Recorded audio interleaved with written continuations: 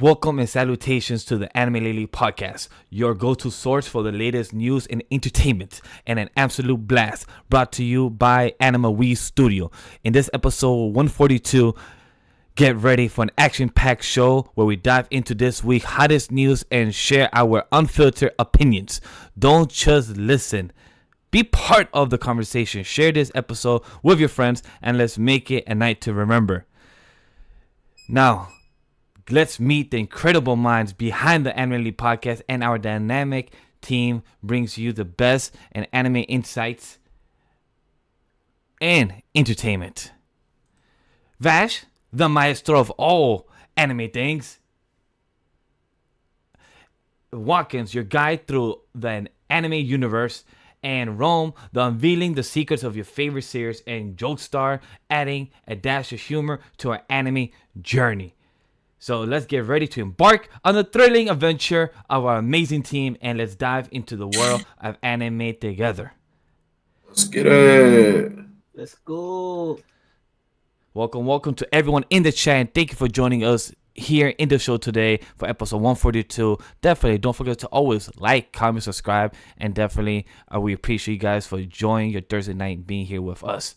So for the first segment for tonight, let's update lounge. Is one of the first segment of tonight's show is welcome to the Life Update Lounge. It's a time for our weekly check-in on our highs and lows and how's everyone doing this week. Any exciting news or challenges you want to share?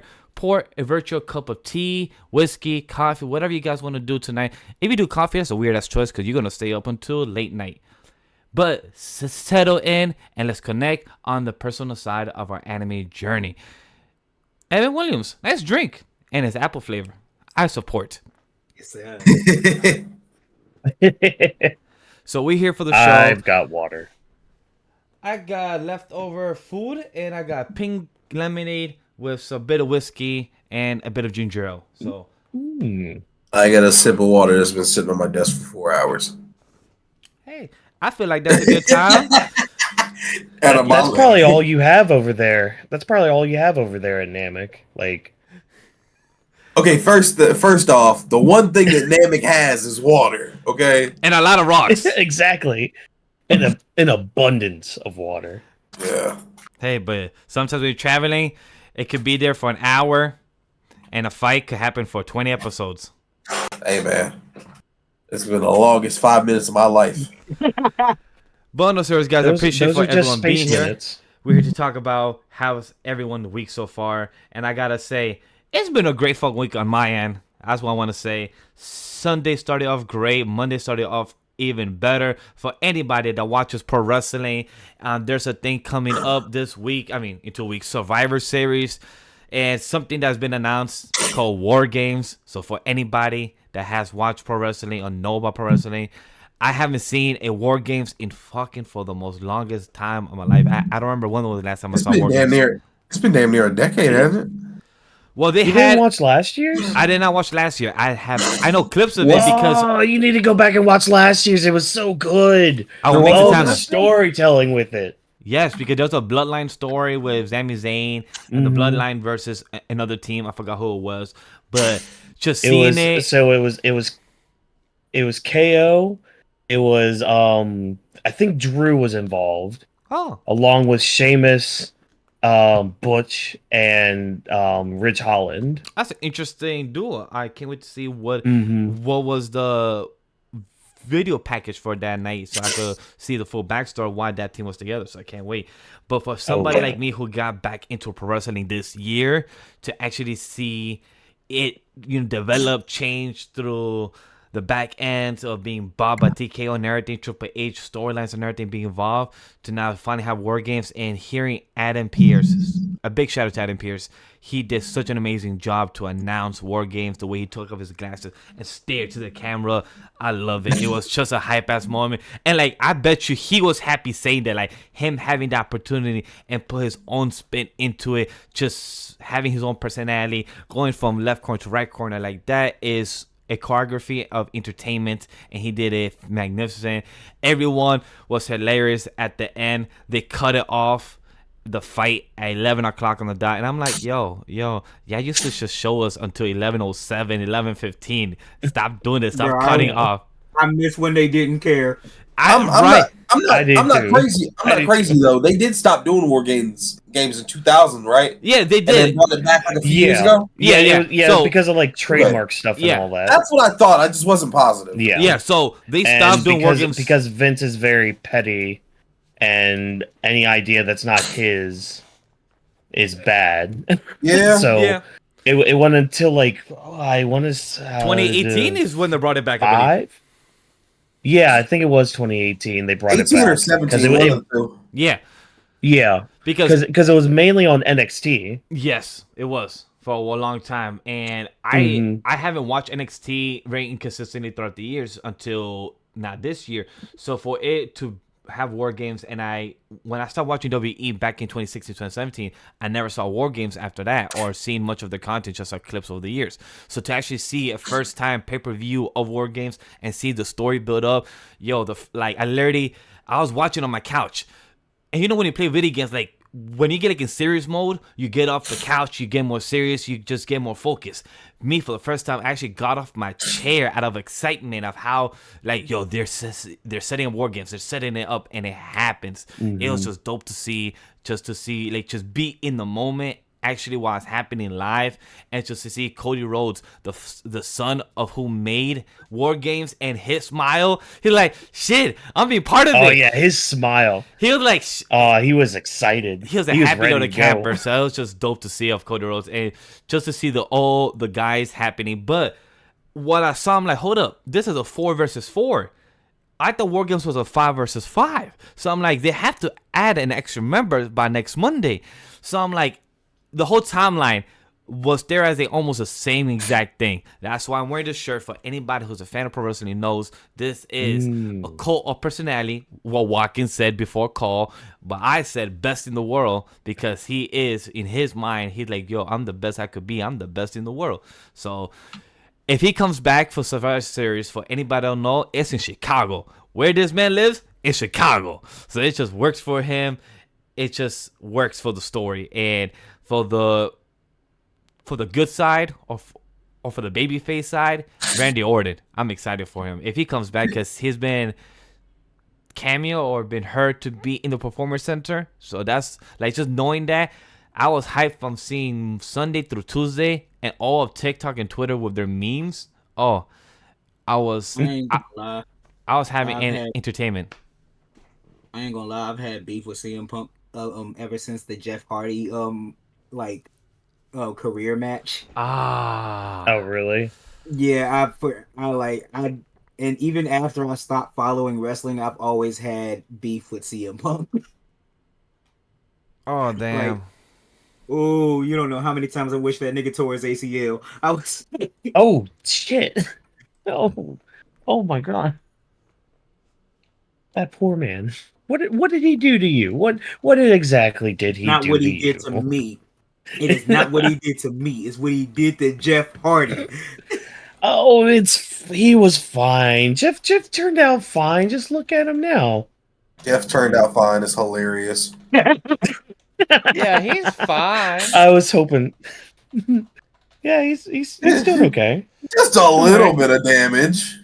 It's just Yo, I'm sad that I never saw Adventure Time. Don't attack me, guys. Not yet. I have not seen Adventure Time, but I understand the memes. The one I always see is the one where he says, I'm fine. It's just all around fire. Man. This is fine. Man. First of all, watch Adventure Time. Yeah, first of all. I know. Secondly, I don't think that meme is from Adventure Time, though. It's not? I thought it was. Yeah. I think that meme is from a comic strip. It is, as Yeah. far as I remember. Was not. At least you know you need to watch Adventure Time, though. Yeah, that's for sure. Yeah. But how about everyone else? How has their week been? Like, because that was my biggest high. Oh, and also I fixed my damn Elgato. I was almost happiest camper. I was just like 2 hours in trying to fix that shit. I watched YouTube videos. I read articles first. I'm like, hold up. We're in 2023. Why am I still reading between 5 articles and not find the problem? Let me go search YouTube. YouTube has the damn answers all the time. And it did. I gotta give props. I found it within 2-3 videos, my answer, and it worked. I literally felt the weight out of my shoulder. It just levitated. I was like, oh, I found a solution, and it worked. I was like, oh, this is just magnificent. It was fantastic. So. I believe it. That sounds amazing. But how about everyone else? I've been sick all week, man. I'm just doing my best. I hear that. All's having a good week with whatever he's grubbing on over there. I'm eating cashews. I ain't gonna hold you, but my week has been it's been a week because my car's been broke. Other than that, I'm angry because I'm a Smash Bros player, right? I love Smash Bros. I love Smash clones. Not all of them. Oh. Brawl Out can go to hell. But a few years ago, Nickelodeon decided to release Nickelodeon All-Star. I wanted to like it because I love Nickelodeon, right? When Nicktoons Unite came out back in the day, played that game to hell. Loved that game. Loved the series, even though it was kind of bad. I wanted to like that game so bad, and I put hella hours into it just for it to be ass. So then, 2 days ago, they come out with All-Star Brawl 2. Why is it good? Because they heard their fans and the audience of what to improve. I'm mad that it is good. I did not want to. I haven't spent the money yet. Thankfully, one of my close friends bought it. I hate that I'm about to spend the money on it. I told him it was going to be good from day Shut one. up! You don't play fighting games. It doesn't matter from day one of the trailer. I told you it was going to be good. I don't care. I didn't want to believe it. I did not want to be hurt twice. This is like when your girl cheat on you and she wants you to forgive her. I didn't want to be hurt twice. You relate to that, or I'm about to say that's a very Yes, I relate to that. Yeah. I'm about to say we all go. Many people can relate to that. I don't know about all of us. To some extent. Yeah. My emotional distress is in the house. Thank you. But yeah, midweek. Good job, Nickelodeon. I've never played All right. those Smash clones. I've been wanting to but I just never got around to Brawl. The one for Nickelodeon, I never got around to, but I've been wanting to try it. But glad to hear that one is good. What I spend money. A good one. Rivals against Rivals versus Aether. Really? Rivals of Aether. That's what it is. Haven't heard of that one. Haven't heard of. I was going to let you cook. You was going to get it right eventually. Oh god. My week was probably a little more eventful. I mean, we'll talk about it more later probably, but I beat Spider-Man finally. Nice. Finally. 100%ed it too, so I got the platinum. Holy crap. Really good game. Not just from a gameplay standpoint, but all the other stuff. But again, we'll talk about that later. So I beat that. Also funny that we brought up Adventure Time, because not only did I finish that on Sunday, it's because of you. I brought up because I saw you tweet about that. Exactly. Good. Because I finished the series after that, Distant Lands. Finished that last night and started Fiona and Cake, and I'm sitting here having an existential crisis because of everything that's going on in this series. Just Ice King, phenomenally written character. But that's the majority of my week, I guess. I'm starting Yakuza 0 on Sunday. That's my next game I'm doing. Stream, what's funny is that you brought that up because I've been wanting to play a Yakuza for the longest, but I never got around to it. But now that you might start it, you know what? I might take the opportunity to also start with him at the same time because I never have played any of the games. So if you start it, I'm like, why not start the same? Because I've been procrastinating, and I keep telling myself I should play my Xbox. It's in my room. I should play it, and I don't do it still. I'm like, I gotta give myself a reason to play it. What can I do to play it? So I'm like, I need to do something. Yeah. And I mean, I played maybe a couple hours of Yakuza 0 a year and a half ago. So I'm just gonna restart and see where it goes. That's basically my week, though. Glad to hear that everyone had a good week. You know, it's been very busy for many people. For the entertainment world, a lot of things happen in the literally past 48 hours. That's the most craziest thing. Like, I was telling the guys, like, damn, guys, I really don't know what the show to be this week because we have plans already for next week and the week for Thanksgiving of what to release. But, like, I don't know what to show for this week. And then while I was prepping the notes, like, Tuesday night, Wednesday, I was like, all right, cool. I have these little small things ready. And then, boom, yesterday happened. Strike. Netflix Geek Week today. So many things dropped. So it is big news. Big news, Morgan. For anybody that have seen One Piece, I always like to say that. I don't know why. It's like it just always attracts me to always say his name because of that. And for that, it brings us to our next segment, the Otaku Big News and Buzz Central. That's gonna be the new name for our news segment all the time now. The pulse of our Anime Lily podcast. Get ready to dive into the latest buzz and hottest news and our spirited opinions on everything entertainment. So let's get focused to the most thing that was most recent. Is Netflix Geek Week of 2023. It's not done yet. Today was the first time they came out with their show.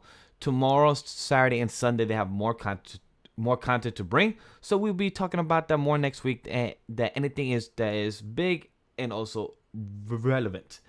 But today they came out with the most animation stuff, more type of centric, which I was very happy about, and a lot of things that I was not expected to be excited or curious about. It got me intrigued because those were actually really good trailers. So I'm very happy about that. So first thing to start it off, did anybody watch Arcane here? Because I hope that all of us say yes.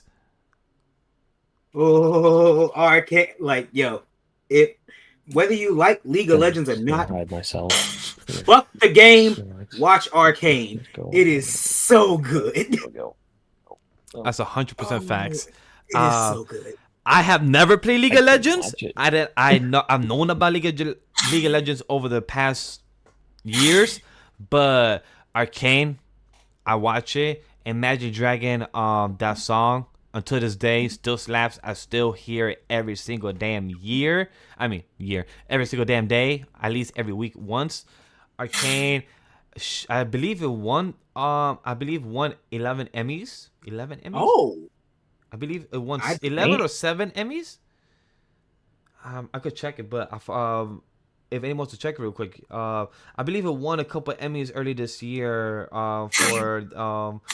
for its category, and it's well deserved. So Arcane Season 2 returns November 2024. I'm okay with this. Honestly, I'm happy they're taking its time. And as somebody who doesn't know the lore of League of Legends, I'm excited for this because that cliffhanger it was phenomenal. It was crazy. I never expected it, and hope they continue to release their schedule, the 3 arcs again, because it was phenomenal writing for that type of structure. 5 nominations, 4 Emmys. Okay, so wow, so that's great. 4 out of 5 to actually be awarded for it. Amazing. Good. It gives me a whole nother year not to watch season 1. Hey, listen. Wait, you have now seen season 1, Watkins? I haven't watched it yet. I have a friend that's been like trying to get me to do it, which I mean, it's not like I'm holding back on it. It's just time. But I also have a friend who's trying to convince me to watch it, and I have not. Rome, you have not watched it either. I watched one episode and was like, this isn't for me. Like it's fine. It's animated beautifully. The music's nice, but the plot just isn't something that I'm into. Understandable. That being said, I will continue to give it its flowers for doing what it's doing because we need more adult animation that isn't just cynical and meta commentary like Rick and Morty and Inside Job and all those shows. You know? One of the worst shows I hate. No, I don't want to disrespect to the creators and the people that work on it, but just with Big Mouth. That's one adult animation that's never I've never gotten into. You want to know why Big Mouth didn't cross my mind? Big Mouth didn't cross my mind because fuck Big Mouth. Agree, but I don't want to disrespect to any of the creators, any plus people that work on it, because it has done its numbers and gotten more season than most shows that has gotten that that has deserved it. But I'm excited for Arcane Season 2.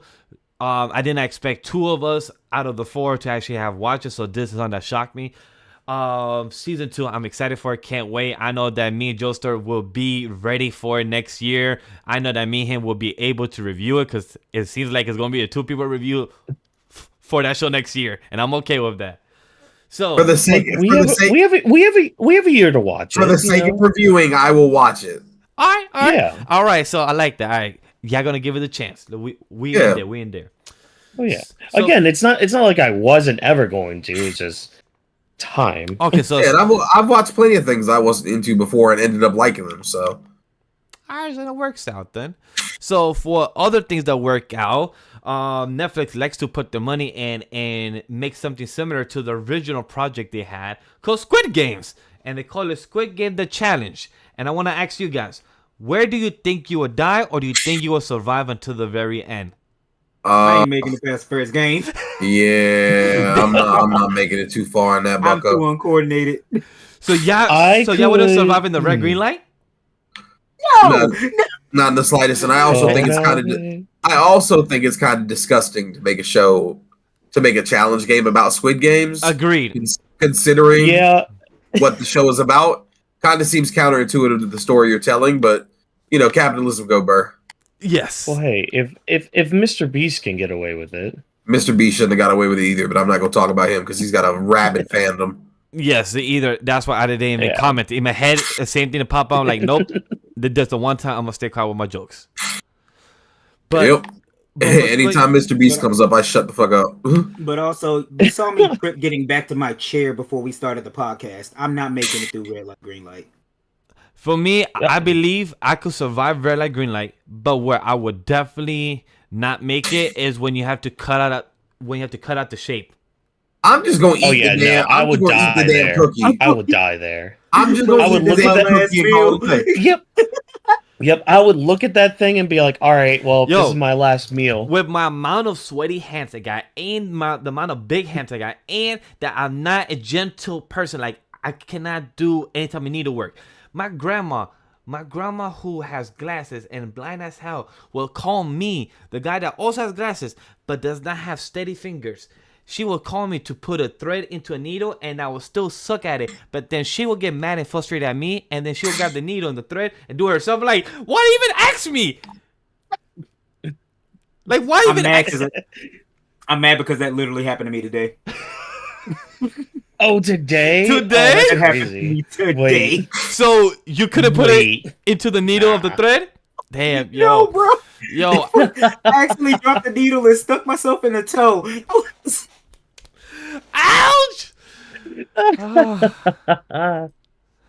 Yo, that's that sucks. That is how I felt all the time when my grandma asked me all the time like to do that information and I never got it done and I never got it right. It's like, grandma, why you ask me? Why we do this? So that's where I think I will survive. And it was crazy with Netflix showing this Squid Game The Challenge. It was very crazy how they showed this, but then also showed the creator and him saying that, yeah, they copied the exact same set that I have and they try to reinvent it and everything and spend the amount of money to literally copy the same sets that the original creator had. It's just wild. It just threw me off like, wait, so you guys will still spend the same amount of money just to recreate everything? You guys could just travel or have the same type of concept? It's just crazy for me. It's kind of disgusting. But what could be disgusting? For anybody that see Sweet Home trailer, because that shit was disgusting in a good way. I'm sorry? There's a Sweet Home trailer? Yeah, I don't know what that is. Sweet Home Season 2. Go ahead and see the trailer if you haven't. Sweet Home Season 2.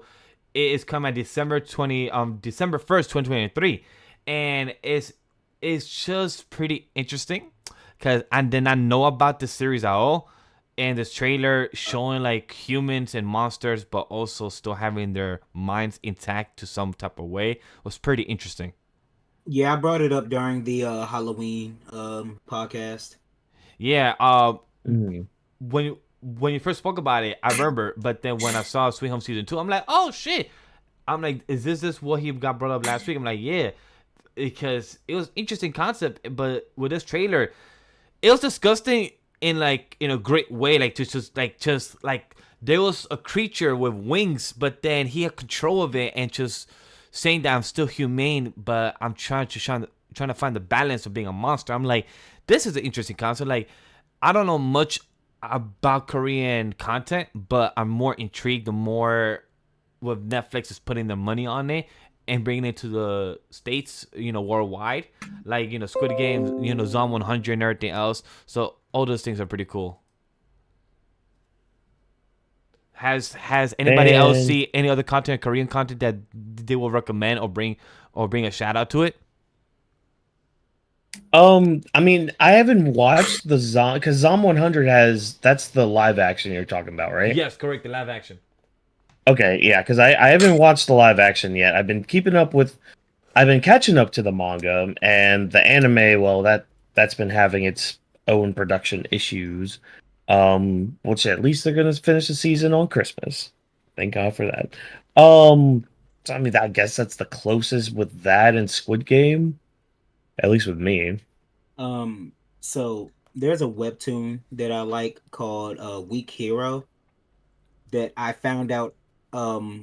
It's a Korean manhwa that's on webtoon, but I found out it has a live action. And I've been planning. I haven't watched it yet. I heard it was decent. I've been planning on watching it because Weak Hero, it's some raw shit. I love it so much. So webtoon recommendation: Weak Hero. It's fire. What's Weak Hero about? Besides probably the obvious. So, it's this one really skinny, pretty kid named Gray Yeon, right? He's a really smart dude, and he goes to a delinquent school. But he did that because of some shit that happened in the story. Just know, this guy's like broke Batman. He will use anything and everything to beat your ass. So he ends up getting into essentially a gang fight with his school versus a whole gang union of delinquents. And everybody is so raw. You're wondering the entire time, where is the police? He beats a nigga with a Coke can. It's just, it's so hard. Oh God. You know what? Yeah, I might have to check that out. That sounds fun. It definitely does. It definitely sounds interesting for that. But you know what we should also check out is My Daemon. It's coming on Netflix literally right on Christmas. Christmas. Thanksgiving, November 23, 23. And if you want to see an ugly dog chihuahua, that's your one. And it could suck a black hole type of power. So if you're not if you're not seeing this type of trailer, go search this trailer right now. Go look at it. My Daemon. It's pretty interesting concept. For anybody has seen the trailer, it dropped on this Geeked Week today. So it's basically a Flurkin from Captain Marvel. Kinda, yeah. I ain't gonna lie, I did not hear any of the explanation because my sound went out. So what I said was that My Daemon, November 23, anime. It comes down in 2 weeks and is an interesting concept that has, like Rome said, it's kind of like a Flurkin from Ms. Marvel. Oh, what and who was that? Flurkin, right? Is that pronounced correctly? Flurkin? Yes. What is that? It's like a cat, dog. The like cat. It's got a pocket dimension in it. Oh, okay. So it's a pretty cool concept. I'm intrigued. The trailer got me. Okay, yeah. Yeah, trailer looks good. I can dig this. So, do we have any fans of Ultraman? I know that, if you like Godzilla, if you like Power Rangers, some people mostly like Ultraman. How do we feel about Ultraman here? Very passing fan. I am into Kamen Rider and Power Rangers. Oh, so you're a Kamen Rider fan. I was more of an Ultraman. Yeah, I've been a Kamen Rider fan for. I'm not like deep into the Kamen Rider lore. Like I don't follow every single series, but there's some of them that's just so hard. I wasn't allowed to watch Power Rangers growing up because it was too violent. Instead, my parents let me watch Dragon Ball Z. So they say, yeah, And this is a Dragon Ball. cartoon. This is a cartoon. You know what? This is okay for him to watch this. Let me not have Power Rangers that have a lot of cosplay type of figures. Hold up. That is my family. That is my family. Yes. You telling me color-coded teens who will swing and a miss, do a backflip and explosion? It was too. They might have been color-coded teens, but at least they were American. Half the time. This is the same family that got me the game Conker's Bad Fur Day on the N64, and my aunt verbatim told me when I opened the game, she said, "Yeah, I checked with your mom, and she said this was okay to get because there's a cute squirrel on the cover." And I looked at the rating, because this is when I learned about ratings for video games, and I saw the little M on there. Mature. Oh, I saw that little M on there, and little 9-year-old me was like, "Oh, I have stumbled upon gold here," and did I stumble upon one of the best games I've ever played? Now, if you had a real family, they would have got the Buck Bumble. Definitely for sure. You know, sometimes our parents would not know more than what they should have done. A lot back then. Yeah. Like, you guys should have read more of the information or asked so much questions, because you guys gave us content that we should have learned at a younger age. But Ultraman, I'm excited for it because this trailer, I haven't seen that much Ultraman in my life. Also finding out that Cameron Ryder has like 84 seasons. That threw me off reading that. I'm like, yo, Nick, what? Like, that's why I said I've only seen a few of them, because I think out of the 84, I've only seen like 7. Damn, like I've seen most of Power Rangers. I've never seen all the Super Sentai. I've seen clips of Super Sentai. I've seen episodes of Super Sentai, but never seen all of them. But I know there's many. But Power Rangers, I've seen a lot more. But for Ultraman, I'm excited for Ultraman. Like, no lie, like for Ultraman, it's a cute concept. Like, he's kind of like being like a stepdad type of baby father over a Godzilla type of monster. So it's a cute concept, and seeing like a different side of Ultraman, of him being a hero. So it's gonna be like really, really interesting of how they had that concept go. You know, I just realized Way Big from Ben 10 looks like Ultraman. Yes. Yeah. I'm mad I just put that Yeah, together. kind of, yeah. Wow, Wave Big. Yes. Holy shit. We gotta clip this one. Wow. Wave Big. Wow. Ben 10. I never saw this. You know, it makes sense. No, his race is called the Toku Stars. What? Really? Yes. Oh! Yes, all that's on purpose. Oh, that's hard. You know what also this reminds me of? That Big Wave Ultraman also reminds me of the character, the Yu-Gi-Oh card for Yu-Gi-Oh GX. Neo Elemental Hero. Yes, Neo Elemental Hero. Also on purpose. Elemental Hero Neos, that's his name. Yeah, Neo, yes. And I still have those cards. He was always my favorite dude. Hey, wait. I got made fun of for having a Elemental Hero deck back in the day, so then I made a Blackwing deck. I got made fun of because I was a Stardust Dragon. He was my guy. Stardust Dragon was my favorite. Like, that was OP deck broken. But hold on, Rome. You said that was on purpose? I was not aware of that. Yep. Oh, shit. I learned something new. Hey, you gave me the right title. I know a bunch of random facts about every show that exists. Nick says, there's an alien of the Ben 10 who looks like Ultraman. Yes. Took us to Elemental Hero Neo. Yes. I love that card, man. It was always dope to have him. So, DreamWorks has dropped a lot of content, even though they also said something stupid today that I can't wait for us to talk about in a few as well. Oh my god. So, has anybody seen the Leo trailer for DreamWorks animation film that's coming out on Thanksgiving? Oh, is that DreamWorks? Yeah. Huh. The what trailer? Leo is with a lizard or turtle. I had no idea that was DreamWorks. I didn't either. Unless I wrote the note wrong, I'll double check in a second. But Leo is a lizard and a turtle that they're in a school type of setting, and they get taken by some kids into their own home to kind of, I believe they're supposed to practice with the pets or something like that, or He's a class pet. yeah, class pet, take care of them. And it was just cute to see like a different side. It kind of reminded me a lot of Finding Nemo in the most great ways to see it. He's basically a mentor for the kids.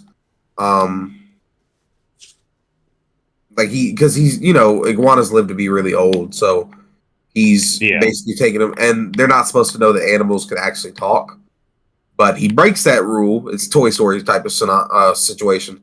He breaks that rule and basically starts talking to the kids and giving them life advice. It basically becomes a grandpa to them, and all the kids go from, because it's set in the modern age. Kids now don't like to go outside and touch grass and shit. It's boomer comedy, but basically it's like, all these kids that wouldn't have had this now kind of get a feel for what life can be like when you look outside. And it looks sweet, and this is one of the few times where Adam Sandler does a voice where I'm like, if I was looking at his face do this, I'd probably hate it. I agree. Because it's the same voice he uses in Hubie Halloween, and that's one of the worst movies I've ever seen. In what and where was I? It's a Netflix movie that Adam Sandler did. I do like him. I do like him as Hotel Transylvania, Dracula.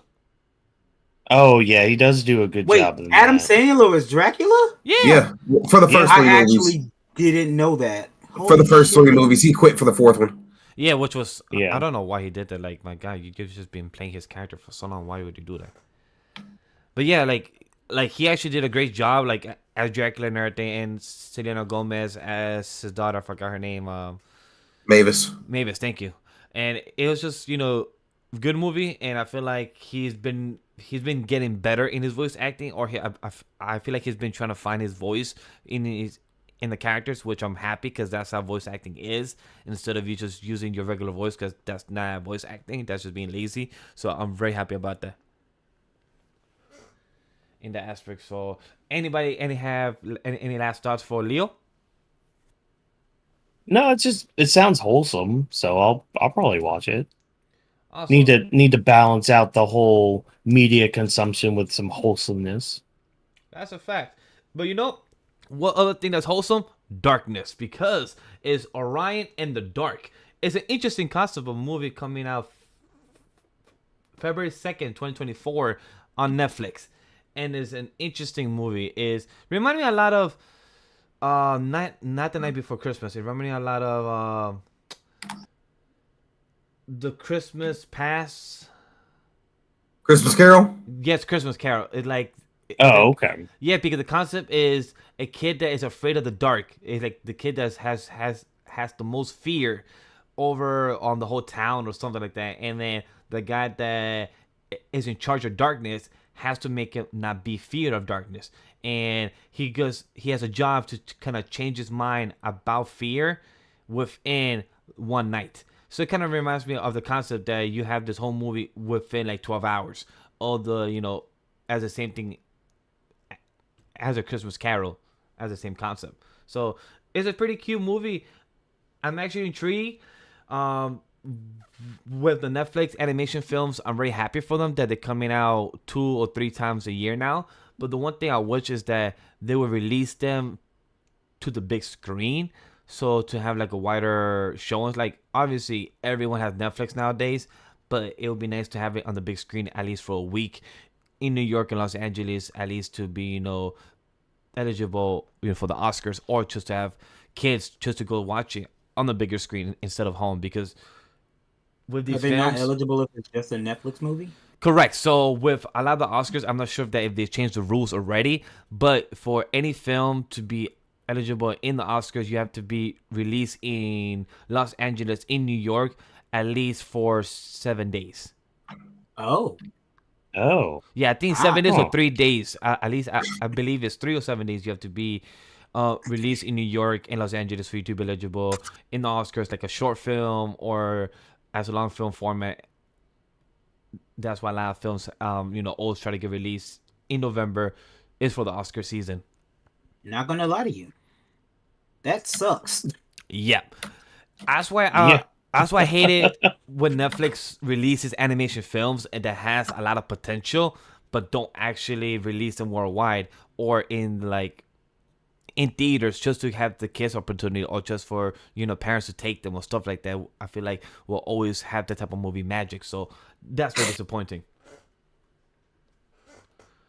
On the next news, is anybody fans of Dragon Prince for us to talk about it, to actually have a full conversation about it? Never seen it. Have yet to see it. We haven't seen it, so we can move on to the major thing that Netflix Geek Week literally waited until the last thing to show because they knew everyone and their goddamn mother was waiting for this to be seen.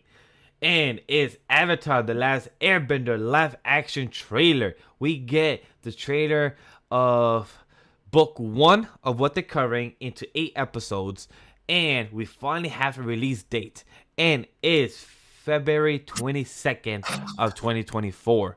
So I'm gonna pass it to you, Rome. How do you feel about this? What do you think of the trailer? Are you excited? Did it change your thoughts before you saw the trailer to now after? Ooh, I'm finna get tore up in the comments. Yay! Clip time. Let's go, clips time. I think it looks about as. I think the bending looks really nice. All in all, I don't see that much of a difference between this and the M. Night Shyamalan movie in terms of visuals, other than the bending. The Appa honestly looks bad. I think that some of the CGI looks less realistic than the last Airbender movie did. And maybe that's because it's on a TV budget, but I also know how much money they put into Netflix, into Netflix's One Piece, and I'm assuming it's a similar budget, if not a little bit more. And I don't know. It doesn't look as good as I was expecting it to, but it doesn't look bad. With that being said, I'm also not the biggest Last Airbender fan out there. Anyway, I am, once again, it's going to be tore up. I'm a much bigger fan of The Legend of Korra than I am of Last Airbender. But I'm sure it'll be fun, And I'm sure when Paul goes to share his opinion, he'll go something along the lines of, Rome, first off, you're wrong, and then go into his segue, which is fine. There's nothing wrong with that. But, I just genuinely am not the biggest fan of The Last Airbender. I think it'll still be a good time for everybody who watches it. I'll probably watch it a couple months down the line. I probably won't watch it day one, but I'm sure it'll be fine. So, first off, I'ma say you're still wrong about the core opinion. I'm really not having the debate with you. I don't want to have the debate. I don't want to have the debate. That's you all I'm gonna say on that one. You clearly want to have the debate if you brought that up after I said it. I'm just saying you're wrong. That's literally. I'm not. It's not a matter of right or wrong. I just don't like Aang. I get you. You're wrong. But okay, man. I do agree with how it looks. Appa does still look bad. I'm just glad they kind of changed the whole chicken leg look that happened in the M. Night Shyamalan movie, because that is what really pissed me off about Appa then. And then it mostly looks kind of the same. Just I'm glad the bending doesn't. That so like that I fully agree with you on. I'm still excited because I do love Appa. That's just me. I think it'll be fun. I'm kind of on the same boat with the visuals. I think these might look just slightly better than Shyamalan, just because it seems a little brighter, which I like a little bit of. The color rating's way better. Yeah. So I think visually it's a step above the Shyamalan movie. I am cautiously optimistic as I was with the live action One Piece. But I'll still watch it. I'm sure there will be parts I'll enjoy. I'm sure there'll be parts where I'm going to scratch my head and be like, wait, what? Why are we doing this? Are you crazy? Are you out of your mind? Hopefully not the latter, because I would rather enjoy something rather than be like asking questions like, why are we doing this? how are you doing this? Why is Gamora? Like, what? Like, I don't want that to happen while I'm watching this, but I'm optimistic. Why is Gamora got me screaming? Has anybody ever sat there and like noticed that CGI as a whole lately has become really uncanny? Yes. And I think it's got something to do with, you're muted, Vash. I think it's got something to do with the volume technique that Disney was doing. Because you notice, like, when you put CGI in front of anything on the volume, you could tell it's CGI because it's got this weird like halo effect around it.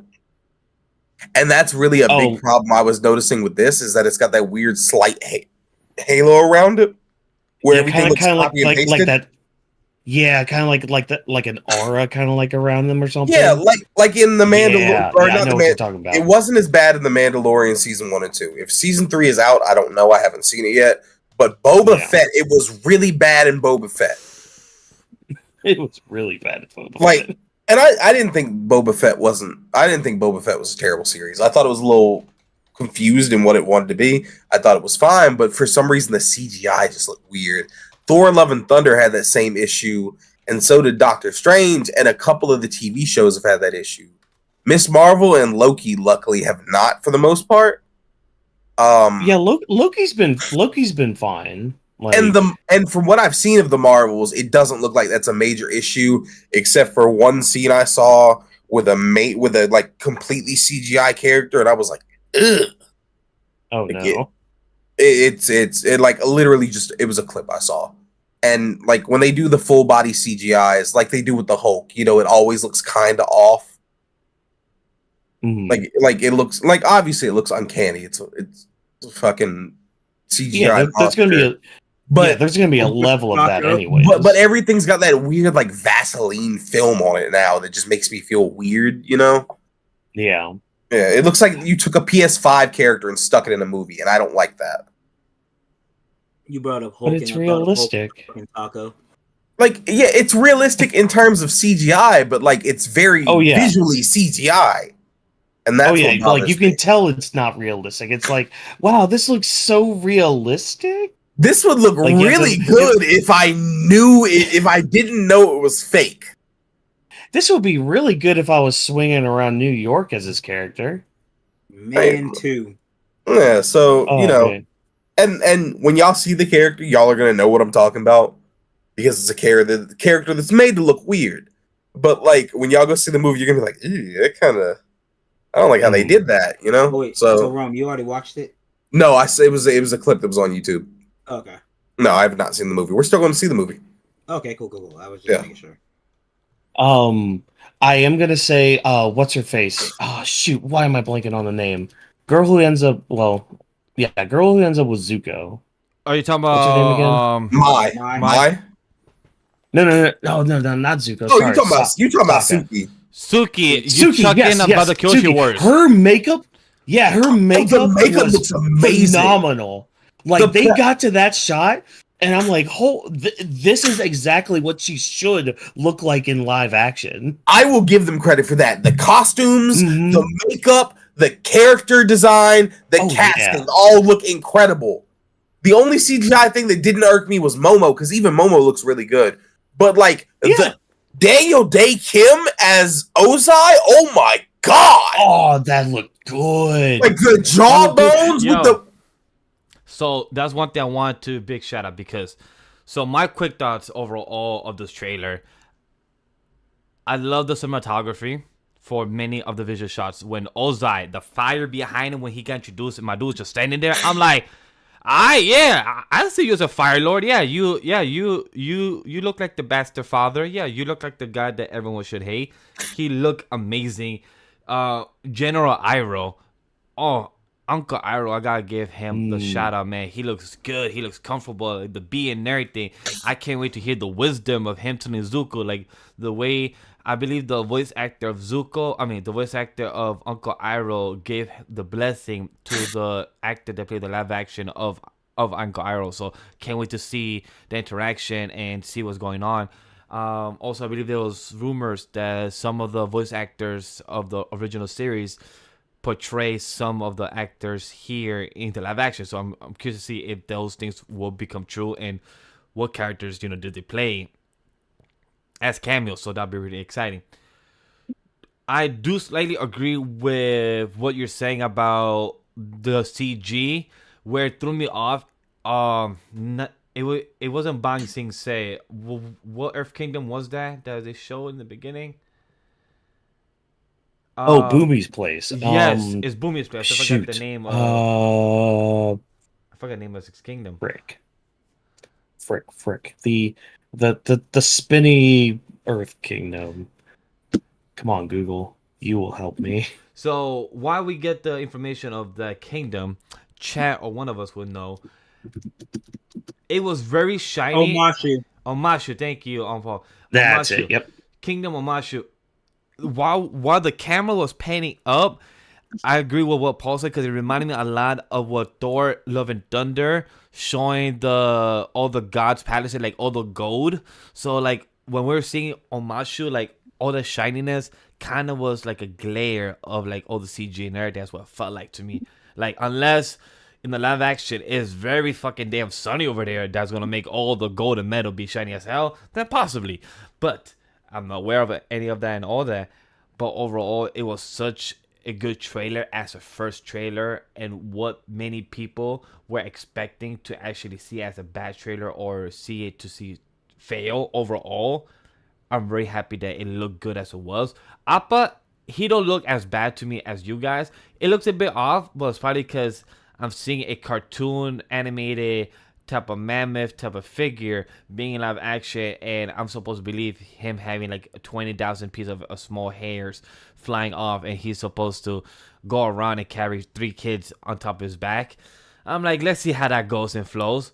But overall, I'm excited for it because I want hopefulness they actually succeeds, and this is book 1. And I love how Zuko look. The fire soldiers that was with Zuko and him walking as a prince was dope to see as well. Mm-hmm. Also, I would like to say I'm glad that because with the M. Night Shyamalan movie, we could tell that Aang was wearing a wave cap or a wig cap, right? Yeah. I'm glad that it doesn't look like this for this Aang, because I actually want to pump like my. This is gonna sound terrible. Whenever I see a bald kid or a kid with a close shave, I just have the instinct to palm their head. Like that is the instinct I get when I see this. I don't get that when I see the M. Night Shyamalan's one because I can tell it's a wig. You're a terrible person. I am happy. I have no comment on that. That's why I'm just like, let me just hold my composure. Look, it could be worse. He could be going up to bald people with a black Sharpie and drawing 3 circles on their head and try to bowl them. You're also a terrible person. Dan Walker, that's just extra. Leave me alone for what I did to my dad. Don't get me wrong. I agree completely. But first off, Paul, don't talk about your dad and bowling because he can't bowl. He still has his right hand. Damn. You're getting serious out here. But with Aang and the characters you brought, Paul, you brought a great point, because that's one thing that when you guys give the M. Night Shyamalan, I'm like, I don't see it because this is the way better version of it. Maybe the color palette looks very similar because of what it has to look like with, the water tribe, the fire and earth kingdom and everything looks in a similar palette. But the glacier of Aang being stuck in looks amazing. With Katara, the actors looks very key on, and I love to see the detail of those things being the case. So I was very happy about that, about this trailer being specific. The one thing I hope in the emotional scene that we saw, or kind of trailer wise, of Aang seeing the other monks being dead, I'm hoping that scene actually hits in the live action. Yeah, that's one. I'm sorry, Rome is an idiot. Yeah, that's one thing I'm definitely hoping. Aw. Jesus Christ. But yeah, no, that's one thing. When Aang finds what happened, especially the monk Gyatso, and he goes into the Avatar state for what we see is like the first time in the series. I think. Yes. Yeah. I really want to see that in live. I hope they nail that scene. It was in the beginning of it was in the trailer. Yeah. Was it? Did I miss Yeah. that? Yeah, it was like Yeah, when he falls to his knees in the tomb. I fell down to my knees when the love came. Fell down to his knees when the Fire Nation came. That part. it was just great. Like the trailer being 1 minute, like just seeing the Earth Kingdom doors open, just seeing it, and I don't know. Question: who was the voiceover? Like, was this supposed to be, Avatar vocal? I don't know. I can look it up Yeah. for you real quick. Give me a second. Yeah, because the voiceover was pretty interesting because I love how to say you always gotta remember you, and to see the lava location. I forgot what the lava location is. Where he's supposed to meet Avatar Roku, and see the forest or Ashi. So he has to teleport himself to actually speak to Roku. Can't wait for us to get to the arc. Like that probably is like episode 3 or 4, and I can't wait for that to happen because that's where he has to learn that he has to accept being a firebender and find out a bit more about that. It's crazy that we actually just entered like an Avatar renaissance, considering we've got this show coming out. We've still got 3 movies set from Paramount that are coming out soon that are going to be animated. Yep. That they confirmed that are going to start coming out next year. So yeah, no, we've kind of hit a renaissance. The book started coming out again, I believe. Honestly, if not just Nickelodeon, Paramount like keeps their beans all in one place like they should, and just focuses on some of that nostalgia material, like Danny Phantom. They even put a graphic novel out about that recently. Oh shit, it did. I was not aware of that. That's pretty dope. Yeah. Oh, it's a sequel. It's a sequel novel. It's really good too. So if they Avatar game that I've seen some pages from it. It's pretty good. If they keep all that together like they should, honestly, Nickelodeon could take over or Paramount could take over, I should say, because Warner Brothers Discovery is obviously fumbling, which we'll get to later. But I am 2 news away right there. I'm like just ready to just chime on that. I'm still trying to figure out who was voicing the trailer, so just hang with me. To those who made the Avatar game, please stop. Y'all have not made a good game for Avatar yet. I don't know why they think every product needs a game. Like even I'm not gonna throw a whole side tangent, but the JJK game that they also showed a preview this past week looks horrible. It's trash. I have a whole different rant about specifically that, but I'm specifically talking like I want an Avatar game. I do. But I love the thought of bending, but there just hasn't been a good one yet. I don't think it will work. I feel like the way to have an Avatar game would be VR. Like, I'm sorry, but to have an actual game in the mechanic. Have an earthbending one. What? They have an earthbending VR game. Oh, see? That concept will work. Oh. And Avatar VR, where you can actually use the controllers, do the water bending, earth bending, blood bending, that bitch. Like, do what you need to do in that VR game. Like, if you're about to do a mission of Katara and start doing blood bending, that would be dope. Like, you can literally kill your opponent, but bam. I think I know how I could potentially get a Avatar game to work. Okay, how did I tell you? How to trigger? Wait, what? I'm saying go ahead. Okay, so you know the game Sifu, right? Yeah. They had a game beforehand called Absolver. It's like Sifu, but it's kind of an MMO. All right. And in that game, you have different fighting styles that you get to switch from depending on what faction you pick at the start. I don't know if I cut out there, did I? No, you're good. Okay, cool. No. So that is like Absolver, where you get the different stances, you get the different factions, what you pick, but with bending. And if you've seen the action of, if you've seen the way they fight in Absolver, I think it would work. I hate to be Mr. Hot Take today. I think the only way that an Avatar game will actually work if it's a MOBA. Yeah. Like it's literally got to be like League of Legends, or it's not going to work. And they did put Avatar on Smite. I'm telling you, VR could work. Like it's the same thing. Like I told people, like VR or AR. Like if you could want to play Yu-Gi-Oh, that's the best way. Like you could actually like be in a virtual world, duel your friend, literally just have a whole do this in front of you. Like be in the first season of Yu-Gi-Oh. Like you have the whole type of arena and everything. I feel like that'd be the greatest and dopest way to actually play Yu-Gi-Oh when we have the technology to actually do VR or AR, like Sword Art Online, where your mind can actually transfer yourself or your mind into the other reality of said game. I honestly like AR might, but I genuinely don't think VR is ever going to take off like they want it to. Simply because one, monetarily, it's just not feasible for a lot of people, and two, there are too many like physical limitations for it, like people who need glasses, people with astigmatism, people with vision issues across the board, like not even people who wear glasses. I can't play VR games because I get migraines and motion sickness super easily. And that's just something that there's no way to overcome with how VR is as a concept. So the limitations for that, like they probably might make one and it'd probably be good, but it'll never be great because there are so many limitations for VR, Unless you have a whole rig set up and more than just an Oculus, you'll never get the full feel of it, and you're going to be limited in what that game can actually do.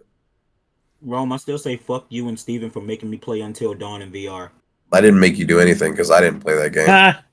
That must you have been a that trip. in VR. That must have been a trip. I put that VR helmet on for 2 minutes and was like, yeah, I can't even see, and took it off. So that's on you, man. I practiced the Iron Man VR when I was at Comic-Con as a test try, and I think it was dope. But I got like headache. What I did try was a reading manga VR. That was dope. But I feel like they could make it easier. Hopefully they found some way to make it better because it's been like 2-3 years or 4 years since I tried the VR. The manga, so it's probably way different now. But yeah, I would love to try like the manga or like the anime VR. Like watching, because I think Crunchyroll does it. yes, where you can watch it like with a VR headset. Yeah. I would love to try that just to see like how that is. What's crazy? But again, money. Well, for this trailer, my last thoughts on this is that with this trailer overall, we have seen fire and only, I believe, air bending. We didn't see no water bending or earth bending yet, so I'm curious to see how that gonna look on screen. The fire bending from Ozai going to Zuko, that looked amazing to me. I thought the fire would have been more redder, but it just looks more like orangey. But I thought it would have been more like hot flame. But overall, it looks amazing for what it was. Hopefully, they add more extra details in the next couple months to the release date. But it depends if they're done already or not. So overall, for this trailer, I'm excited for it. I just looked back at the trailer. I realized we saw a bit of airbending too. Because of the when the Fire Nation clashed with what I believe is the airbenders at the beginning of the trailer. Okay. I'm just curious, how is it going to look from Angela, since his power is mainly airbending and he does a lot of the boat traveling. So I'm curious to see how they're going to animate that. For us, we saw like a lot of white, clear, like blue color. But in live action, how you going to make that for us in a visual sense? So I'm very curious to see how they're going to show that very consistently in an 8-episode series. I'm very curious about that.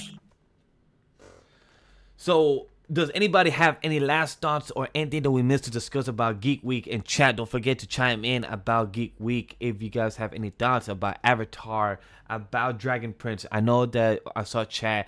None of us read or have watched Dragon Prince, but I heard many great things about the past seasons. So for the fans, Anthony, I'm glad for you guys. We got more content for you on the way. But anybody have any last thoughts before we move on? Yeah. You brought it up, and I want to get this out as calmly as I can.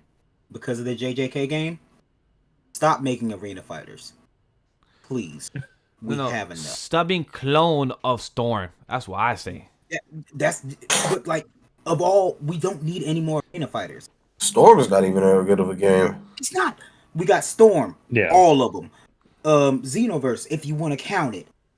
My Hero Justice. My Heroes 1's Justice, the floatiest game I've ever played. I hate My it. Hero 2's Justice. Demon Slayer. Oh yeah, that got a sequel. Demon Slayer is laggy as shit. Damn, the anger in your lips. You're like, yeah. Oh, I'm so tired. I'm so tired of arena fighters. And I like the thing is, I've never seen Kill la Kill, right? It's an anime that I've been told to watch. But I tried Kill la Kill if just because I wanted a game to play with a friend, right? Not only it's kind of fun, but that is the most unbalanced piece of shit I've ever touched. What game? Kill la Kill if. Yeah, I believe it.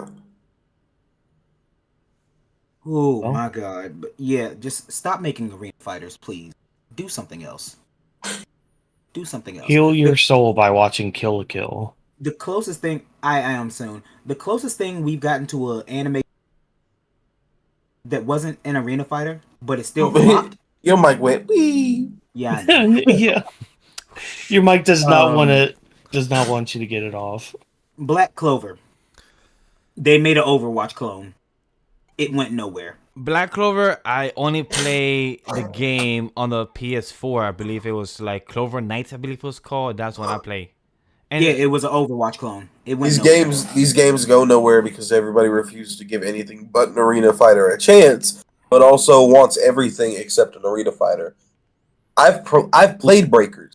Breakers is a solid game if you're looking for an asynchronous multiplayer game like that.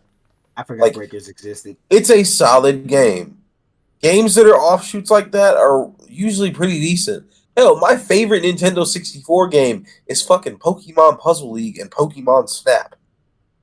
And neither of those are on the beaten path. damn. So, I like games like that where you take those anime properties and you do some really weird shit with them. Yeah, like I like. More, They have done good with the One Piece games. They're not perfect, but they have done good with it. Like One Piece World Seeker, One Piece. I saw them say Odyssey, One Piece Odyssey was ass. I played that game. Yeah. That game is phenomenal. Odyssey, I've seen clips and I've seen my boy Roger play. I've enjoyed his streams for that reason because Odyssey was amazing for what it was. I've never The played it Power myself. Warriors game. oh, Odyssey. Oh, yeah, yeah, Pirate Odyssey Wars. was really good. Pirate Wars I is have- still popular Pirate to Warriors this day. is amazing. Moves- I love Pirate Warriors. Anything They that's a need to bring dynasty, back anything the- that's a Dynasty Warrior game, I'll play. Like I'm They need gonna to be bring real back with the you. Gundam ones. Make new ones, please. If they start making if they make a Pokemon Dynasty Warriors game, I'll play it every day. Oh God. Boy. So right now, Ooh. like I won't say who, but I have a friend of mine. He's working on a YouTube video where he's making a Dynasty Warriors Sonic game. Oh my when it happens. God! Yeah. He's like crafting, like he's not making it, but like he's just crafting what it is and what the story is. Send me the vid when it's done because Oh, like I will. waves of egg bots and badniks and Yeah. whatnot. Oh my God! Yeah. Yeah. Oh yeah, he was even like thinking of reaching into like Archie shit. Bro, imagine imagine fighting Yeah. Fleetway Yeah. Sonic as a boss. Yep. Yeah.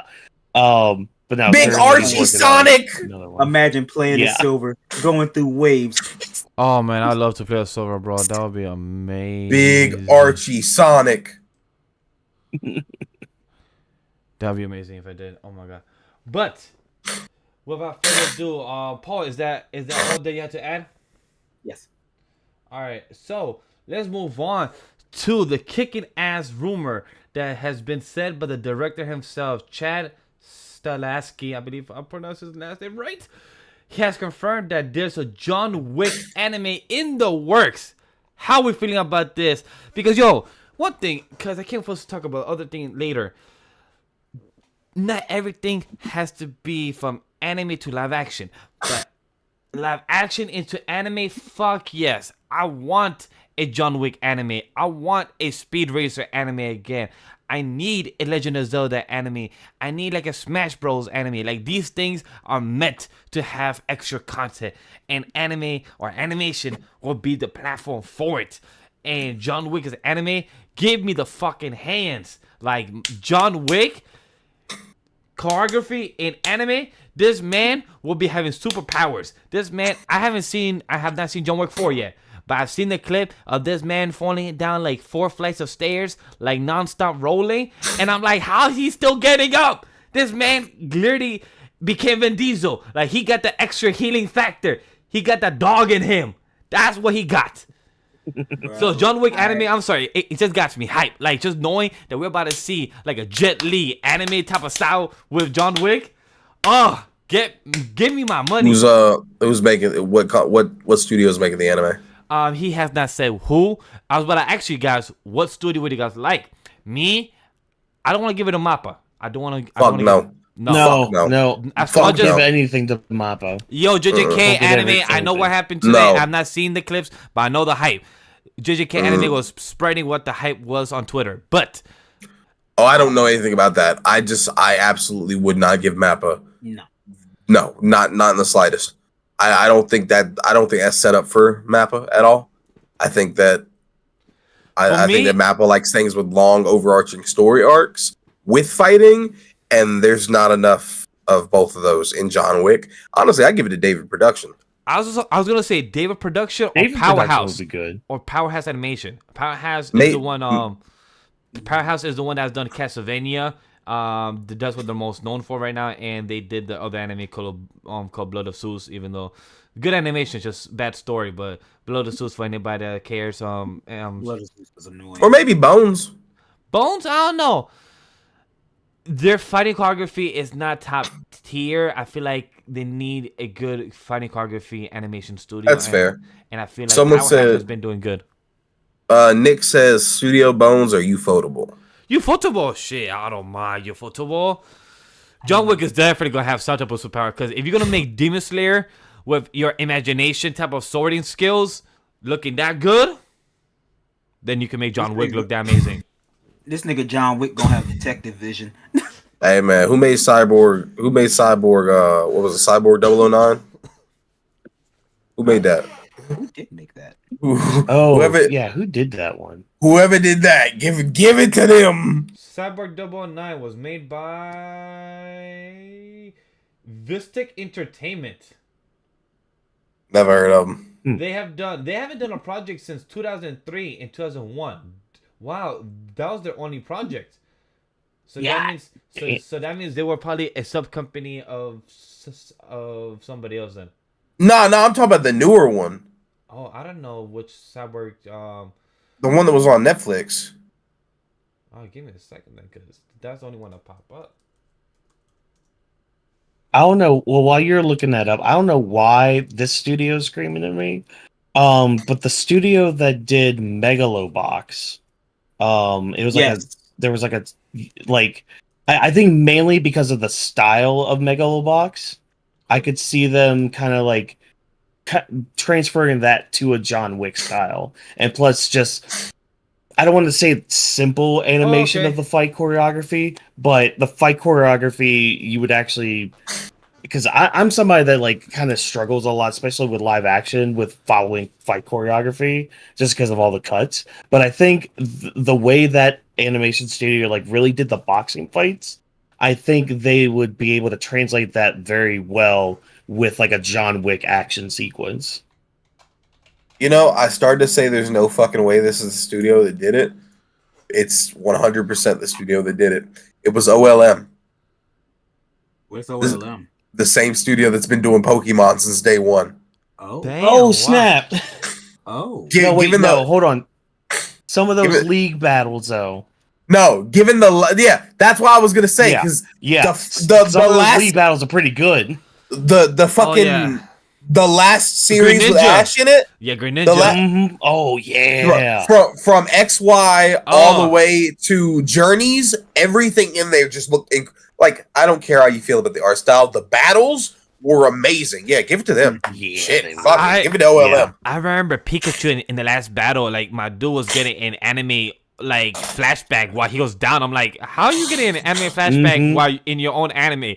Like, we don't need a flashback. We've been in this journey for 20 years, but seeing that flashback and look this good, and then him doing that whole thunder, I was like, oh, what the hell, my kid?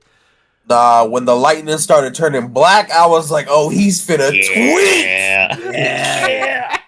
Oh, But chat also says Nick said Madhouse is a good decision, but Madhouse hasn't been doing a lot recently. But hey, that's even much better for them.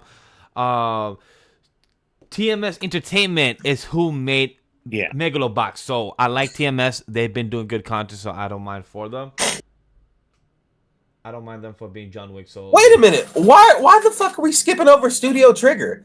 They did Cyberpunk. I was just gonna joke about. I was in my mind being like, okay, when I should just yell Trigger. I felt like Trigger would be good, but I feel it would be too colorful for John Wick because John Wick is a very dark color theme show. Shit, did you see 3? John Wick 3? Yeah, I've seen John Wick 3. Yeah, 3 wasn't that dark. Yeah, it had some color scheme. It had a lot of blue and purple and green in a lot of the back shots. You're right. What was the other one that they did? Was Trigger Promare? Yeah, Trigger was Premiere. Yeah, Trigger was Promare. Oh yeah, Trigger hands down. Then I give it to Trigger. Nick said a good point. Trigger does mostly mecha type of animes. Yeah. Hey man, I'm sure they can make it work. Oh. I could see Trigger. John Wick mecha. I could see Trigger doing it, especially after Edge Runners. It's not my first choice. My first choice would still be. I mean, Production IG because of Haikyuu, and they also do sports anime. Is Gainax still around? Who? Gainax is still around, right? Yeah. I mean, they do mechs too, but I mean, I like their animation style. So yeah, so it seems like we've got there's plenty of good ones out there. I think OLM, TMS, and Production IG. Yeah, I think those would probably be the top 3. I'd probably throw Gainax in there just for the fuck of it. I still think David Productions is really nice. Same. Those are good. Yeah, that is a good shout. That's a good 5 choices. Good 5 choices for this John Wick anime. I support this. I'm very happy for this. I'm very excited for it. So this is the docket for for Thursday's news of today of Geeked Out and John Wick anime. So over this past week, a lot of things happened. Let's get straight to it. Let's run them down. The biggest one out of this conversation is David Zaslav of Warner Brothers conversation saying that he wants to highlight on kids animation and he has seen his failure of how they market it and he wants to do better. But then literally within the past 2 days, we get an announcement of Coyote versus Acme has been shelved by Warner Brothers and won't see the light of day, just like Batgirl. Literally last year, October, November, it got shelved. And then a second series called Jessica Big Little World will end after 20 episodes, 1 season, and they seem like they don't want to re-pick it up for another season. / they also said that they don't want to do no more preschool animation no more. So it makes you question what it is David talking about, because a lot of these counter news articles are really countering his point. What do you guys think about this? He's talking out of his fucking ass. I hate David Zaslav. And I'll say that. I'll stand on that 100%. That man has been nothing but terrible to the animation industry, to the movie industry. He has made Warner Brothers Discovery an anti-art corporation, and I hate it. 100%. You have finished these movies, these $70 million movies, these $100 million movies, and you have shipped them off to the pits of Dagobah because you want to make a small amount of money back. These people there have been companies out here willing to place Batgirl on their streaming services or in theaters. There have been people who have come out and said, hey, we will take Coyote versus Acme and we will put it on this streaming service. We'll produce it in the theaters. You put John Cena in a fucking Wile E. Coyote movie and you were worried that it wasn't going to sell. And in your test showings, it was getting high 90 scores. No, you're full of shit. It's weird because it makes me question what's more to the story, what's behind the scenes that you're doing this to the animation. Because if you're having John Cena, a big brought to the series, a big brought to the movie, you literally slap John Cena, you're gonna have literally 40% of pro wrestling kids hearing John Cena and people saying you can't see me jokes going on during press tour and everything, and you're gonna shelve this. It's like, why? What is there more to it? Why is it that you don't want to bring this? And this is a fucking core love to the lore of Warner Brothers animation. This is from Looney Tunes. This is what literally is the stample of you guys for the past 100 years. Makes no sense. Exactly. Like it makes zero sense. Like you were just saying, Vax, you have one of your top Looney Tunes, I would almost argue. Like when you think of Looney Tunes, I would say Wile E. Coyote's probably like maybe within the first 5 you think of. It's the second biggest rivalry. You think Bugs and Daffy, Roadrunner, and Wile, and that's exactly. And then you move on to everybody else. Exactly. And like, what in your mind makes you think, shove it? Nah, forget it. But dig that hole, put it in there. Forget it. Let's shove more other crap down people's throats. They don't deserve anything decent. No, just away with it. Away with you. Like, what puts you? What is in your mind that makes you think that something that's actually getting like good preview reviews and not release it? Like, not capitalize on that. And it's not only just that, like the other stuff that they've been canceling too. It's like, why are you doing this? And then you want to go back and be like, oh no, no, idiot, moron. I apologize for getting so worked up. Makes me forget English.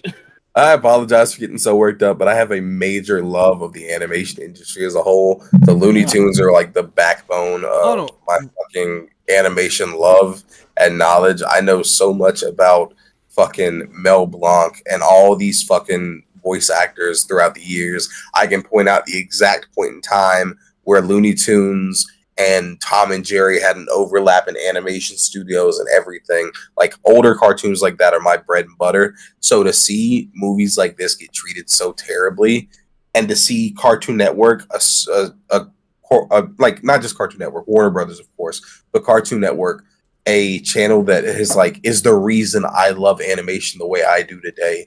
They give me shows like Regular Show, give me shows like Adventure Time and all of its spinoffs, give us Steven Universe, give us Dexter's Lab, Codename Kids Next Door, Johnny Bravo, all these shows that are foundational to a lot of us. Like, not just the Nickelodeon stuff, because Nickelodeon always had that mixture of cartoon and live action. Disney always had mostly live action with a cartoon here or there. You know, they killed Toon Disney. They killed Boomerang. They killed Nicktoons Network. They're killing these channels that hold these older shows, and they're making them inaccessible for us.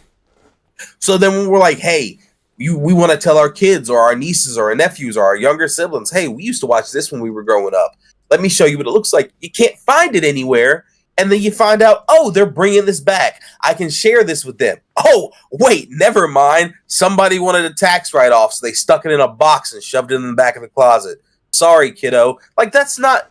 One, it's not fair to the consumer. Two, it's not fair to the people who put their hard work, their blood, sweat, and tears into these projects just to be told, oh, well, suck it up. Like, that's not fair. And honestly, I know it's not something they could have done, but I swear I wish it was something they could have put a provision in the strike provision that they were asking for. I know that there's no way to stop a company from writing a film off, but I really wish we would stop doing this. Brendan Fraser said about Batgirl, he was super proud of his performance of that, and they stuck it in a box to die.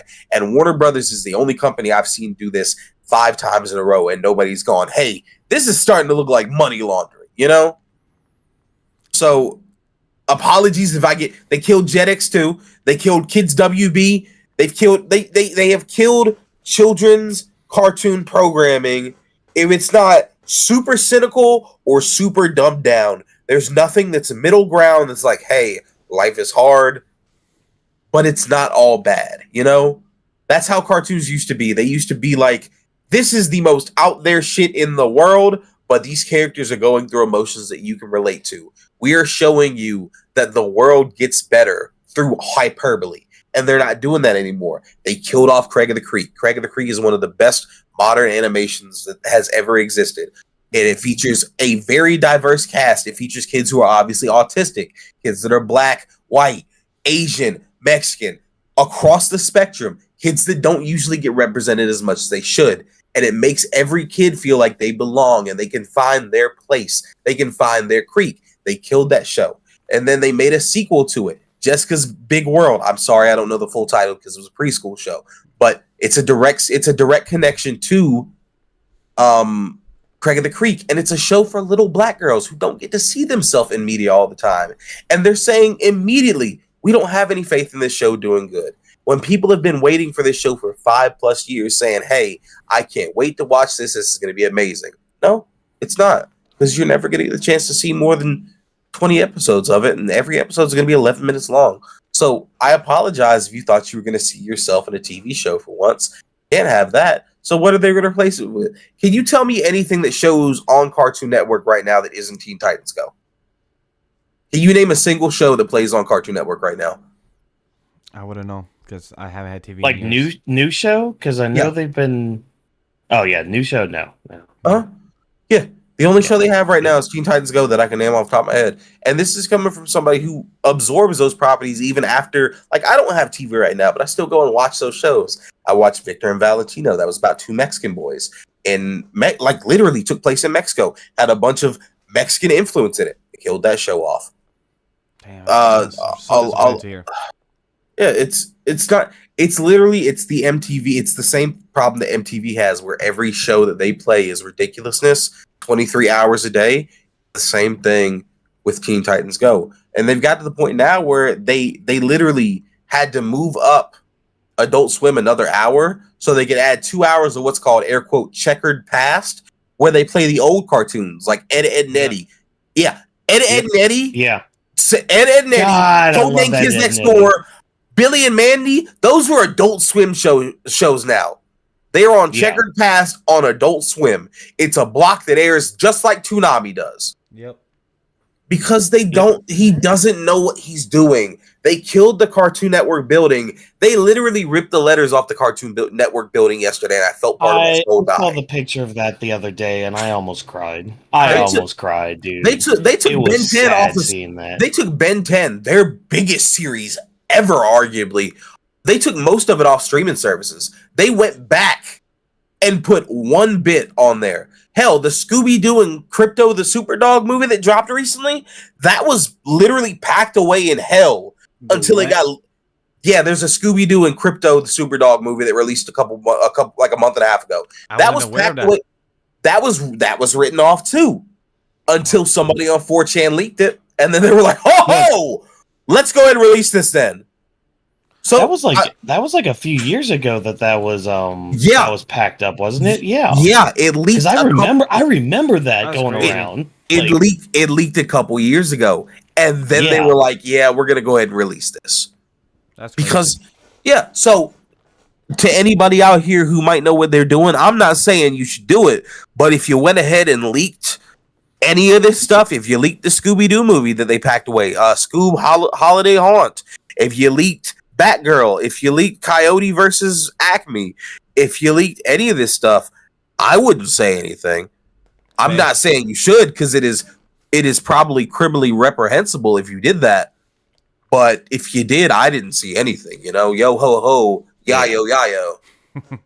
Nah, but I do want to say to the chat and to here, don't ever need to apologize whenever you are passionately speaking about something that you are not being rude or being any type of disrespectful to the audience or the fans, and you was being honest and true to what you love and you are speaking about towards a property like animation. That's what we're all here. This is what this brand is for. AniMa We Studio is for, to discuss about all types of animation, not just about Japanese animation, also about American and what we grew up with. I grew up watching Popeyes, Pink Panther.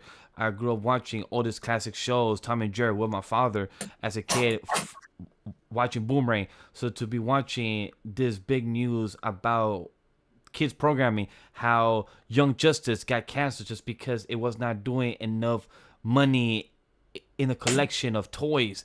But it got canceled again? No. There's no official yet. We have not gotten no official, but I'm talking about from season 2 to season 3. We had to wait about 8 years to actually get a new season but it's because of the love and audience of the fans to bring it back, and because of HBO Max, which is now Max, that brought it back.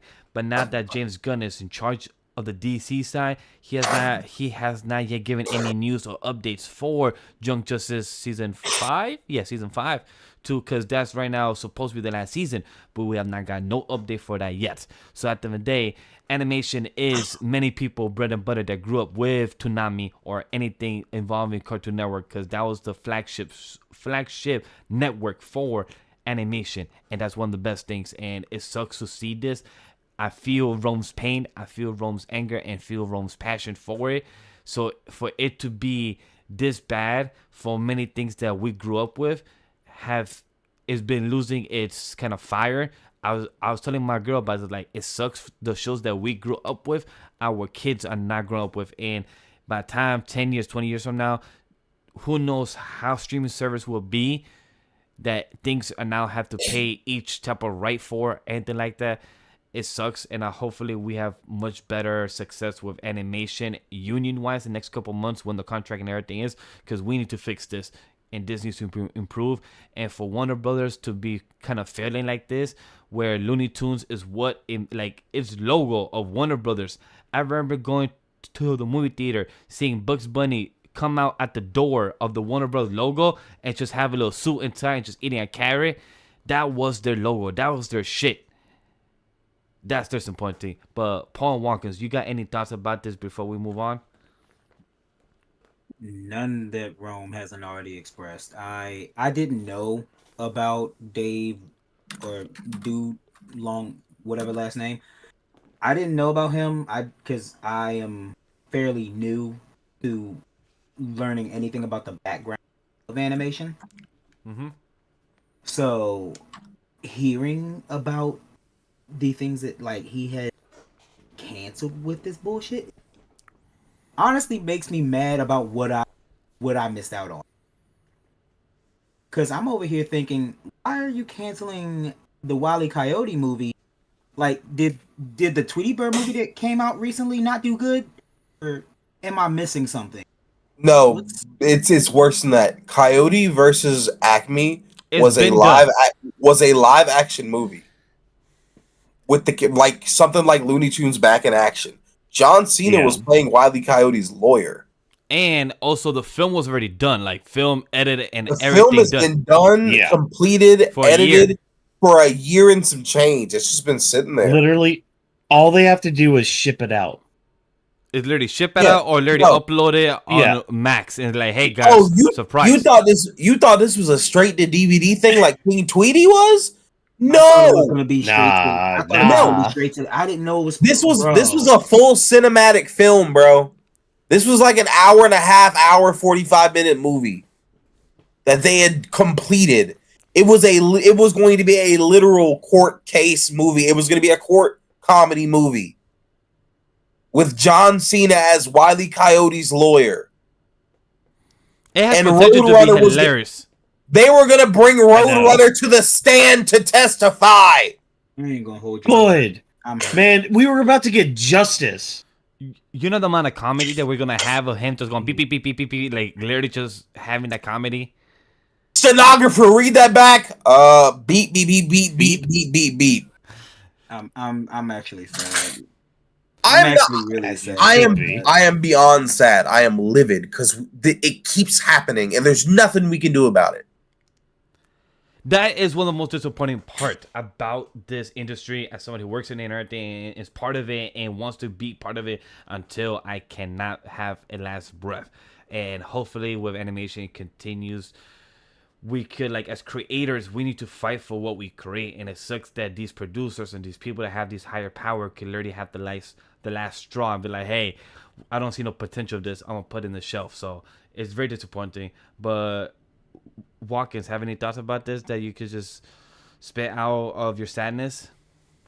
I mean, honestly, Rome kind of hit it all. I kind of channeled most of my energy into Rome, so I just let him take care of it because I'm just like, it sucks. So Rome had the spirit really animal for sucks, us. He just spoke the spirit animal. Yeah. Like, I really had to get that off my chest, man. No worries, man. This is the platform for it. This is the show for it. It's been burning me up all day. Like, me and Paul found out about that movie. I was just scrolling through looking at movies that were coming out soon. And I came across that like 3 months ago. And me and Paul sat there and talked for 20 minutes about how excited I was about that movie. So for me to find out like literally 5 minutes before the show started that it got canceled, oh man, I've been over here burning up the entire time. Like, my sinus is decongested because I'm so irritated right now. I was literally about to say, like, yo, I have not heard you go sniffle like not once. I'm like, nope, none of that. Just he. I got so angry I could breathe. Do you know how insane that is? The sinus is cleared. I can breathe again. Of the sinuses. Paul is over there. Ways. Paul is over there, also clearly very distressed about this. The animation industry is in a lot of danger right now, and honestly, it might collapse if something isn't done. Perfect transition for this, because it's a great two-way topic to talk about this right now.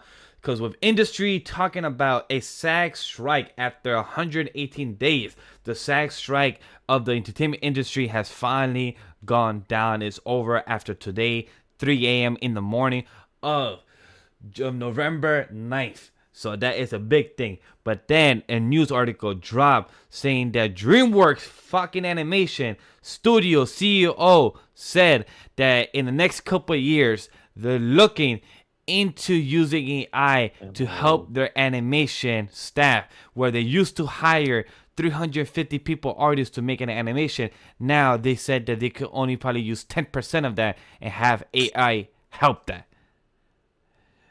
The fact he said this the day after strike ended. The day after the strike ended, because correct me if I'm wrong, because the animation studios have to do some negotiations coming. Yeah, the animation industry was not on strike. No, strike. Go on strike. Do it. Their contract ends, I think, in January or February, I believe. And I hope they strike the fucking pants off of them. I was like, why? Why would you say something so borderline idiotic? Not even borderline idiotic. That was just like stupid. Just like plain. Like I've worked with people with mental disabilities, and they are a lot smarter than what's going on here. Because it's like, why? How can you think something? How can you think that is a good idea to say right after everyone just kind of deflated after a struggle for like 118 days struggle to get what they want, and then you're gonna throw this right before your other part of your business is about to like try to do some contract negotiations. What was he said exactly? Remind me what it was he said exactly. I appreciate that wrong. It was something about AI, right? Yeah, I got you right now. Here's the exact quote. DreamWorks co-founder Jeff says AI will cut the cost of animation movies by 90% within the next 3 years. In the good old days, you might need 500 artists and years to make the world-class animated movie. I don't think it will take 10% of that 3 years from now. Jeff Katzenberg, fuck yourself. Yeah. And I want you guys to know, DreamWorks animation, and also, thanks to Rome, also, DreamWorks also announced Shrek 5. So we're talking about 3 topics in this one little segment. Shrek 5 also got announced yesterday, this past week. We have Shrek 5 getting announced by DreamWorks. And for the CEO to say this as well, like, hey guys, you know what? AI has been helping us. You know what? Let's just cut off most of the percentage of people that make the creativity of work that has done Shrek 2, has done Kung Fu Panda, How to Train Your Dragon, Puss Boots, How to Train Your Dragon, the trilogy, the series, the other smaller series, Home, Crudes, Troll Hunters. Anybody that have not seen Troll Hunters on Netflix, highly fucking recommend it. It's one of the beautiful stories by Guillermo del Toro. Troll Hunters, highly recommend it. Go check it out. You cannot, like, there is no way, there is no feasible way you come off of something with so much love and character and energy put into it as Puss in Boots: The Last Wish. Have There's not no seen way it, you but come I off. need to. Oof. The animation. Oh, you need to. Oh, the animation is, bro. It literally looks like a storybook come to life. It looks like CGI, and then you look closer and you notice that every character is painted. They are hand painted CGI characters. Okay, it's not like the old CGI like it was for Shrek. They have textures that look like paint from a storybook. So it's the story, all for the story, the action, the characterization, all of it has so much love and effort, human effort put into it. And then you go off of that into some bullshit like Ruby Gillman, which should have been so much like it was a complete departure from what people thought it was going to be. I've seen Ruby Gillman. It was a solid movie. It was marketed terribly, but it was a solid movie. It was better than some of the DreamWorks movies we got in the late 2010s. A lot of them. It was better than the original Puss in Boots movie. It was better than Shrek 4. Like, it's a solid movie. Yeah. It was marketed terribly because they expected it to fail from jump, but you can tell that DreamWorks, after they did the Puss in Boots movie, they kind of just gave up. Like, they feel like if it's not Shrek directly, it's not going to do well, which sucks. Because was the Bad Guys also DreamWorks? Or was that Illumination? Bad Guys was Illumination. Was it? Wait, what? Right no, wait. I believe. Yeah, I thought that was. It might be DreamWorks. Because they had like a. I saw a DreamWorks movie. Unless I'm thinking of Puss in Boots. The Bad Guys was DreamWorks. It was. Once again, that was good. Once again, I love Bad Guys. I love the ending. Like the beautiful message. It was fantastic. An amazing movie with amazing art style. It had so much like. It felt like I was watching Lupin the Third, but with animals. Like, it's a really good movie. And DreamWorks has the ability to do so much amazing work. They have great writing for the story for it. It's such great potential with what they could do with DreamWorks. And I hopefully... Like, it sucks when these people that are in charge of these huge potential companies to bring us beautiful works, and these gentlemen, humans, are part of these leadership positions, and they don't know what they're doing with this type of potential of like Pixar, Animation, DreamWorks, Powerhouse, and other these type of studios in the West, and they could do so much more. But having the wrong type of leadership, it will have the ship sink, and that's why I don't hope for, because DreamWorks has done so many of my favorite movies over the past 20 years, and hopefully it do not sink, because I have still high remarks for this. Like, for example, there's a Disney movie coming out, Wish. I hope for the best success for this movie coming out in the next few weeks, because I believe it comes on Thanksgiving. So Wish, hopefully for the best. Wish didn't look good till I saw the last snippet they dropped. Yeah. And now it looks amazing. And I love how more people are doing this middle ground animation where it's like kind of cell shaded CGI. I'm really enjoying this, because what that means is if we get more of that cell shaded CGI in these movies, video games will start to have more of that cell shaded CGI where it stops looking like the Tenkaichi games from 08 or 05 or whatever that game dropped, and starts looking more like these movies. Like they do with the Miles Morales suits. When they do with the what is that fucking movie called? The Spider-Verse suits in the Spider-Man games, they look really good in that, because it's that cell shaded CGI. So if we get more of this, it'll start kind of evening out into the video game industry. I'm looking forward to that. We'll get games that look a lot less like Ninja Storm and the Jujutsu Kaisen games that are coming out, and stuff that looks high quality. That's what I'm looking forward to.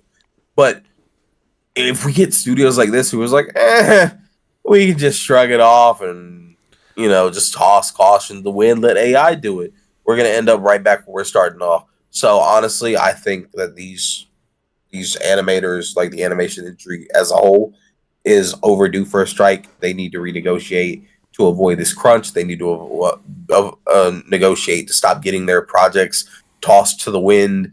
They're ignoring the necessity of writers' rooms and giving these people heads up with their their studio, their services and shit. Because with Young Justice, they haven't been told they're canceled. Yep. They 100% are. Yep. Like, let's call a spade a spade. It's canceled.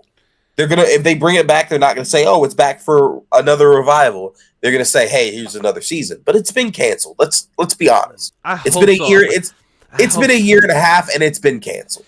I'm hoping because they did say that the way they ended season 4, I haven't finished the last arc of season 4 Young Justice, but the way they ended up, it has it left for one last season, and I hope it does, because Young Justice is a beautiful continuation of Teen Titans story lore of the DC comics. So that's my hope.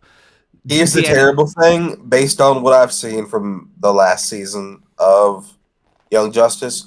The arc they're doing next is going to be one that's going to make a lot of people really upset. Oh yeah, because they're gonna be killing off characters again as well, and I'm okay with that. So this is part of comics. I mean, yeah, but they're also bringing back a character, so it's going to piss a lot of people off if they do it. If they leave it as it is, I'll be fine. If they bring it back, I'll be fine. People are going to be upset either way, but I think that those people should know whether you've canceled their show or not. Not have to sit here for a year and a half and wait for a phone call for you telling them the inevitable. I think that just as a respectable business, as a respectable corporation, which honestly, Warner Bros., you haven't been for a long time. But get your shit together and just tell these people if they have a job or not, you know? So, in other words, Animation Guild go on fucking strike in the next couple months. When the time comes, be on the picking line. We will be there. We'll support on what it is, because you guys need what it deserves. And for the SAG strike, thank God. Let's see what happens in the next couple weeks. What's confirmed. We have some ideas. Once the SAG strike is done, we will be talking about many things coming up next couple weeks, because I have not seen One Piece live action. I've been holding myself not to see it, because I knew if I once saw it, I would be discussing on the timeline, and I didn't want to do that. So I gave myself a lot of patience on watching a lot of live action type of content that now I can finally get into, like Star Wars content. I can finally discuss and get back into, because I have been slacking on it. Loki, I've been trying to watch it the past 2 days, but I never got around to it. This weekend, I'm gonna put my time on Loki, so I can't wait to see and get back into my live action content. So, does anybody have any thoughts that they want to add towards this conversation of the Union Strike, Strike 5, or about the SAG strike overall before we move on to the next one? I'm just glad they're getting what they deserve. Hopefully, they're getting what they deserve. Amen to that. And since we were talking about DreamWorks anyway, and mentioned the strike a few minutes ago, apparently they're doing a How to Train Your Dragon live action movie that's coming out next year, or 2025. I apologize. I'm still on this flip toss. One of my favorite movies of the trilogy is How to Train Dragon. How to Train Dragon means a lot to me. I grew up with the series literally from 1, 2, and 3, and the story of Hiccup really relates to me a lot. So to have this type of live action possibility, we're gonna have the conversation about it, because the Legend of Zelda shit just pisses me off. It came with us to bring that shit up. Oh, it just pisses me off. Like, stop fucking making live action when it doesn't need to. How to Train Dragon is perfect the way it is. As comic book, by the way, for anybody that has not read the comic book for it, go check it out. It's a great addition to it. There's also a new show that came out last year, I want to say. DreamWorks? Dragons. 2021. It's called The Nine Realms. It's on Hulu. I highly recommend anybody to watch it. It's a sequel series that takes place in the modern world. The voice of the main character is the voice of Finn from Adventure Time. And that's dope. Yeah. So I would 100% recommend that you check that show out. I believe there's 7 seasons out right now. Yeah. 46 episodes, something like that. About so, and they're rumored to have one last season or 2 more parts. So technically, it's 2 more seasons. So they have 2 more parts to tell the story. Highly recommend. It's the story involving with Hiccup's great grandson. I think it's 4 generations after, I believe. I wouldn't spoil too much, because that's not something you find out till like season 5. So don't tell too much. It's so obvious in that part, but yeah, you're right on that point. But the bad guy is played by Haley Joel Osment, the kid from Sixth Sense. I did not realize that. Okay. Wow, shit. He's a lumberjack named Buzzsaw. Oh my god, that's why I love the voice of him. That's great. If that's not enough to convince you to watch that show, then nothing is. I don't like fun. If you guys have Hulu, please go check out Nine Realms before Disney Plus merges Hulu and Disney in the next 2 months in the U.S. states. For anybody that's not aware, that's gonna be a fucking mess. That thing. Yeah. So. Disney. Yeah, so things are like that happening. So if that's not big news to talk about, that's why I didn't bring it up. But it's a great, funny comment to just bring it up there as a little fun shade. So Disney Hulu merging. That'll be something we can talk about more next month when the beta drops, because I got accepted for the test. Oh shit, nice. I haven't gotten. Yeah. Wait, my girl's Disney Plus, so I don't. So who knows when that happens? Let's see what actually occurs with that. The next thing, Paul Watkins, Spider-Man 3. Would you guys want to give a little non-spoiler review for this conversation real quick? Because I know you two are the only ones that have actually finished the game. So you guys want to give the little non-spoiler review, since I know me and myself and Rome have not played the game itself. You want to go first, Watkins? How do I do a non-spoiler review of this? It's awesome. Play it. It's not only just a game, it's one of those, it's an experience you just go through. Like, just put on some headphones, put this game on. When I played it, I had streamer mode on, so I didn't hear any licensed music, but on my replay I'm hoping to hear some good stuff going on. But like, costumes have been pretty good, minus a couple. We won't talk about those though. The Agumon suit with the toes. Oh, the toes are so good. The suits are alright, pretty good. The combat, I think,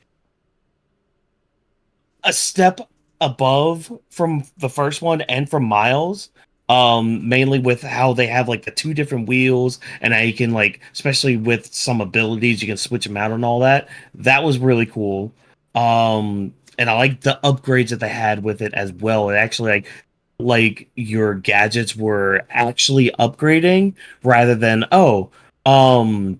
we're just gonna up your blast radius. Isn't that cool? Isn't that neat? No, instead we're actually gonna like put an upgrade on your weapon that has story relevance. And it's like, okay, great. Thank you for that. That is the perfect upgrade for that. Story. Oh, this story likes to just like pull at your heartstrings. It'll lull you into a false sense of security, even though you know this is Spider-Man and his life is gonna go straight to hell, whether he likes it to or not. And that goes for either Peter or Miles. Or any version of Spider-Man. Exactly. And there's like a lot of like small touches in this game. Like, I remember when I was streaming, I think it was like the first part. I stopped for like 5 minutes because I realized when you swung through a tree, the leaves would kind of follow with you and stay on the screen a little bit, like how they would if you were swinging through the trees. And it's like little details like that just make the gaming experience so much better. But if you got a PS5, if you got the money to drop on Spider-Man, do it. Highly recommend. I think they surpassed the first one, and they also surpassed Miles, which I thought was also better than the first one, but in some ways. But yeah, highly recommend. Get your hands on it soon.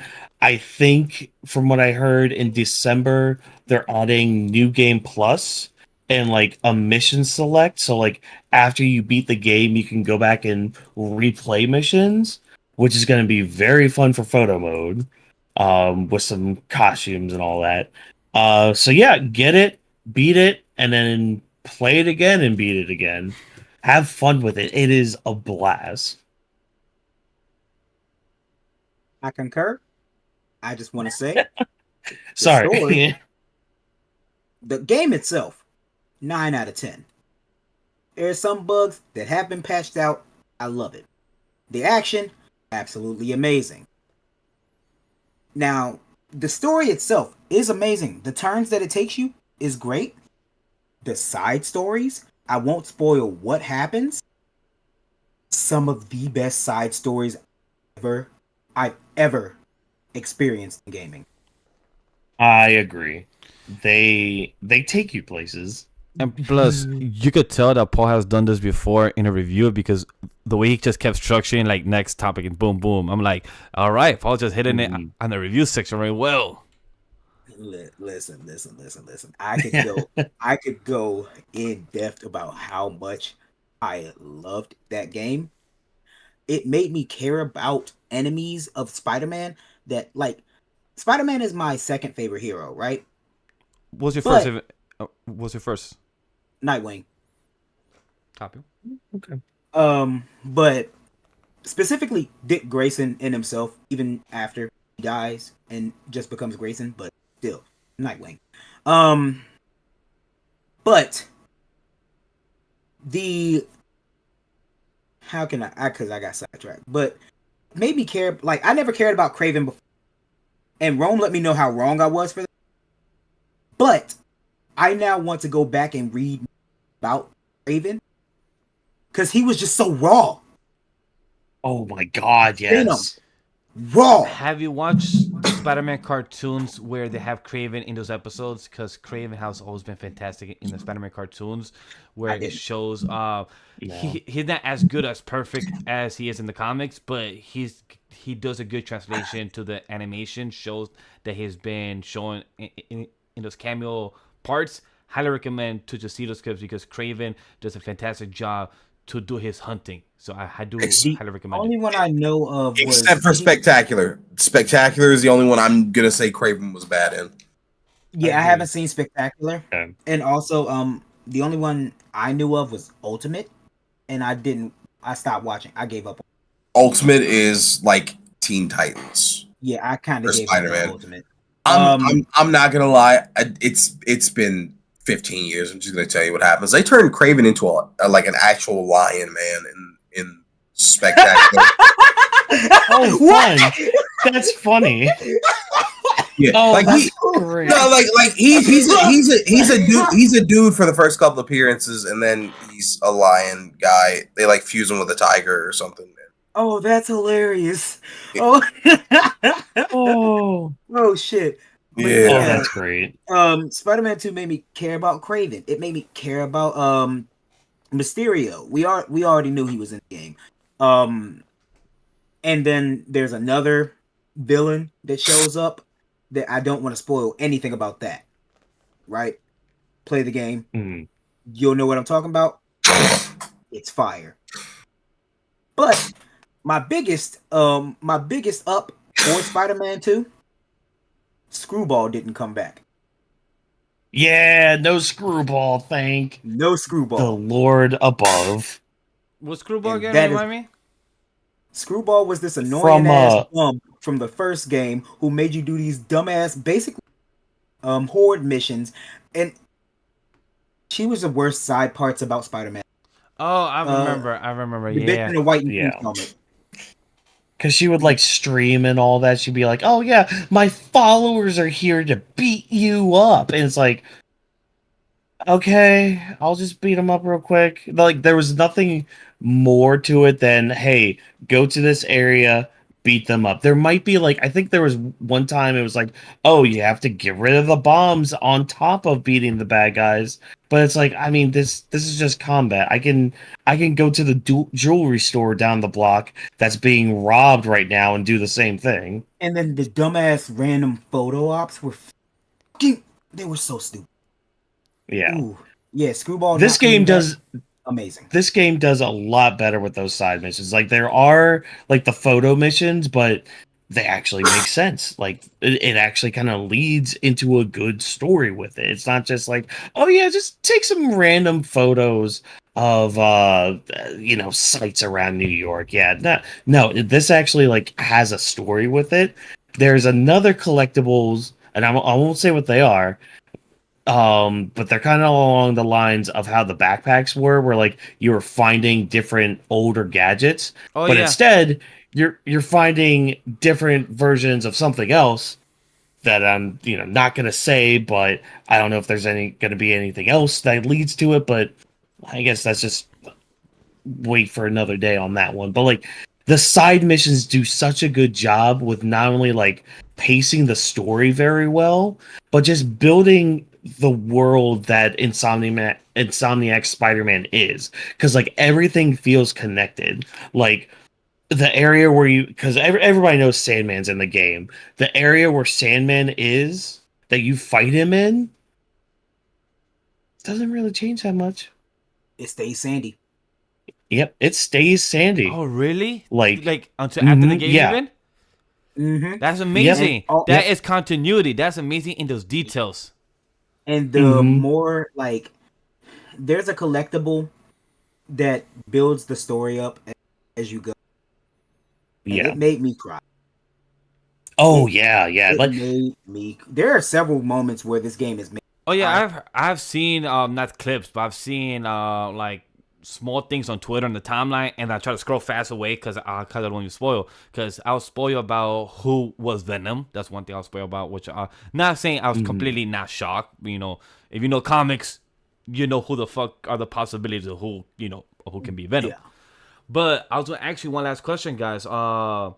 How do you feel about the big news? Because you guys say everything's connected. You know, there's the rumors of the Daredevil Wolverine game that's confirmed, of the spin-off of the Venom and Doctor Strange games and everything. But the most important thing that Insomniac said a couple of days ago, that Miles Morales will be the next mainline Spider-Man in the next game.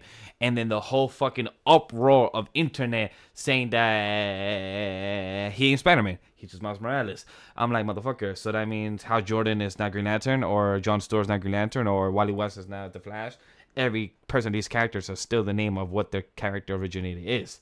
So, Rome, I want to hear the most passionate person on this show tonight. How do you feel about this?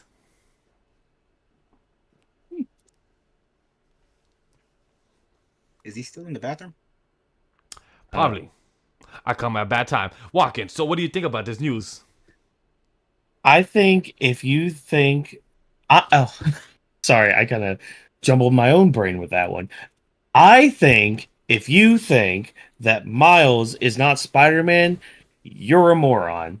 Literally in the game, they call each other Spider-Man.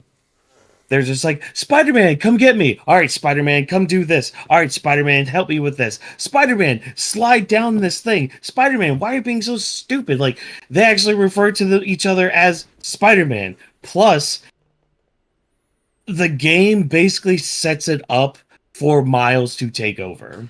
And that has always been the reasoning of his character that has been introduced in the comics. Exactly. Miles would take over after Peter after a while, because in most storylines, Peter has been Spider-Man for at least minimum like 5 years to at least probably 10 years already Spider-Man. My dude, any type of hero would need a break. Like, hey, I want to be a wife for a while. Can you call me when there's like the big type of Sinister Six, or when there's an extra big bad? Call me, I'll come through. Yeah. I will do my whip, bam, bam, make my jokes and be a hero again. But I'm gonna go be a husband or be a father to my kids. Like you know, Peter does get married in some issues. I don't know what happens in this game, but I know he does get married to Mary Jane, has the kids, the Parker kids. He has a kid that gets his powers as well. So stuff like this happens. Some heroes need happiness. Peter needs to be happy. He is always going through miserable shit. Like, exactly, and literally, pain. the game Miles Morales also sets up the whole idea of Miles taking over. Like, yes, you literally have to be stupid. That gave me to goosebumps be like, of what oh, you he's not Spider-Man. He's not Spider-Man. It's like, nah, come on, man, come on. Immediately, Just play two. Play two and tell me Miles is not Spider-Man. Play two and tell me Miles is not Spider-Man. I'll sit here and wait. I will wait all 20-something plus hours, 30 plus hours. I don't care how long it takes you. I will sit here and wait until you play that game, play that story, play those side missions, and sit here and listen. I dare you to tell me that Miles is not Spider-Man. 100%. Dare you? His name is Spider-Man on them comics. That boy Dare is all of Spider-Man. The guy who was made as Spider-Man. The guy that originated Peter Parker even calls him Spider-Man. He doesn't call him a different name.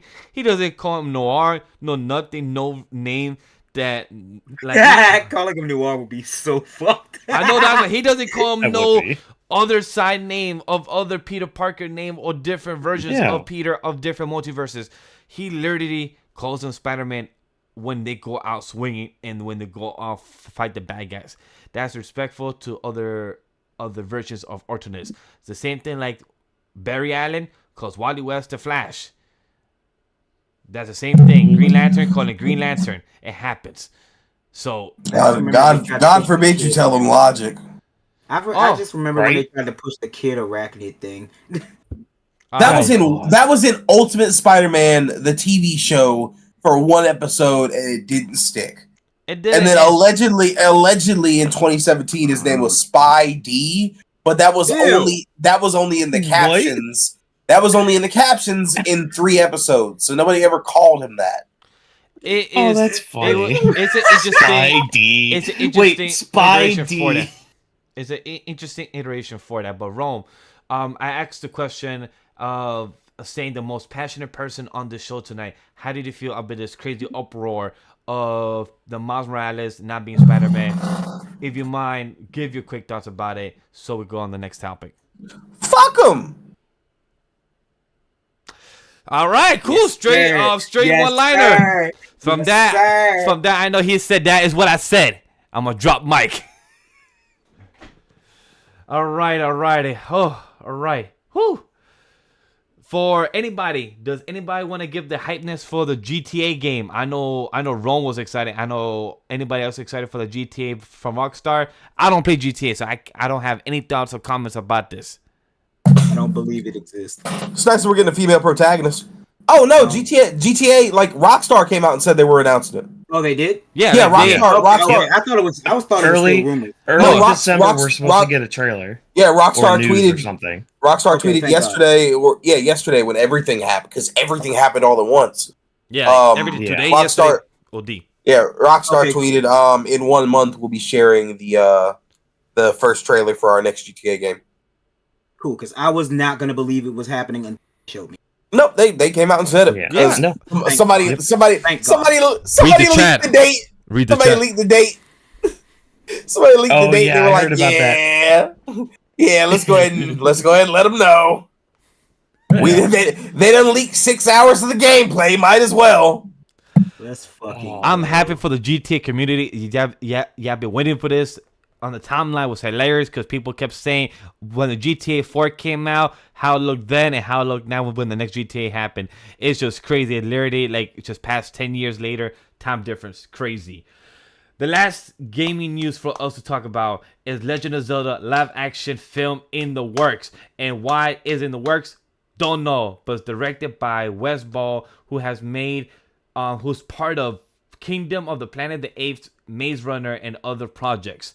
Anybody excited here for a live action Legend of Zelda game? Because I'm not, and it should be fucking animation. Why is it supposed to be live action? Warner Brothers, sorry, I'm just throwing shade to Warner Brothers more just to throw hatred.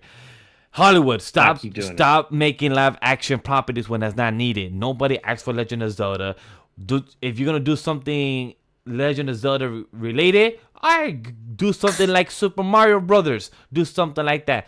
Doesn't need to be live action. Nobody asked for it. Nobody wanted it. Hate it. I will fully say, we got years ago when Smash 4 got announced and they were showing all the characters that were going to be in. We got a fight scene between Pit and Link, and it showed us how fire it would look as an anime. What are you doing? Thank you. The point of making it a live action. How are the Zora gonna look? Like, how are the Zora gonna look? That's what I'm worried about. They'll look like the new Avatar. I think you guys are missing the biggest issue here. This movie is being brought to us by the director of the 3 Maze Runner movies. Did anybody see anything more than the first one? Nope. I want to Did see anybody the first one. see it? There were 3? Oh, there were 3. There was 3. He directed all 3 of them. My boy Dylan, if I got his name that did Teen Wolf. Dylan O'Brien. Yeah, Dylan O'Brien. He's amazing. I've seen his project. I met him in person, but I'm happy he did 3 Maze Runners and made him a lot of money. Were they good? Don't know other than the first one. Paul, I'm gonna save you a Google. It's Maze Runner, The Scorched Trials, Maze Runner, The Scorched Trials, and Maze Runner, The Death Cure. All of them were bad. The first one was okay. It was a solid 6. I liked Maze Runner. Yeah. I didn't know they had a sequel. Yeah. They were bad. The sequels, or the it was not marketed for you to know. Okay, so when I say they're bad, they were Allegiant bad, like Divergent bad. Oh, Divergent was worse. No, after the first Maze Runner was fine. The second 2, Divergent bad. Really? Wow. Yes. Ooh. Oh, they were rough. Like last Hunger Games movie bad. Yeah. Yes. But also coming from the producer, Avi Arad, the same guy who was in charge of Morbius. Yeah. This is the guy who's been in charge of all the fucking Marvel movies that have come out from Sony and anything that's not Marvel Studios. This is the anti-Kevin Feige. I have no faith in this movie. This man allowed Ghost Rider Spirit of Vengeance to get released. Like, I don't trust this man. So you see, guys, this is why I asked Legend of Zelda should not be. I agree with what Jokestar said. We gotta have it as a animated goddamn project. The pit thing, it was amazing versus Link. We need more of that. We need more animated projects in the good type of projects that's meant to be had. For us as the audience, we don't need live action. Nobody asked for this. We don't need it. If you want to do more Godzilla monsters, go ahead. That has been working out well. But do not give us live action of Legend of Zelda that we never asked for. So it's the same thing as My Hero Academia live action. Nobody asked for these things. Hollywood, do not try to replicate a magic that is from animation or anime into a live action that's not going to work the same. Detective Pikachu works.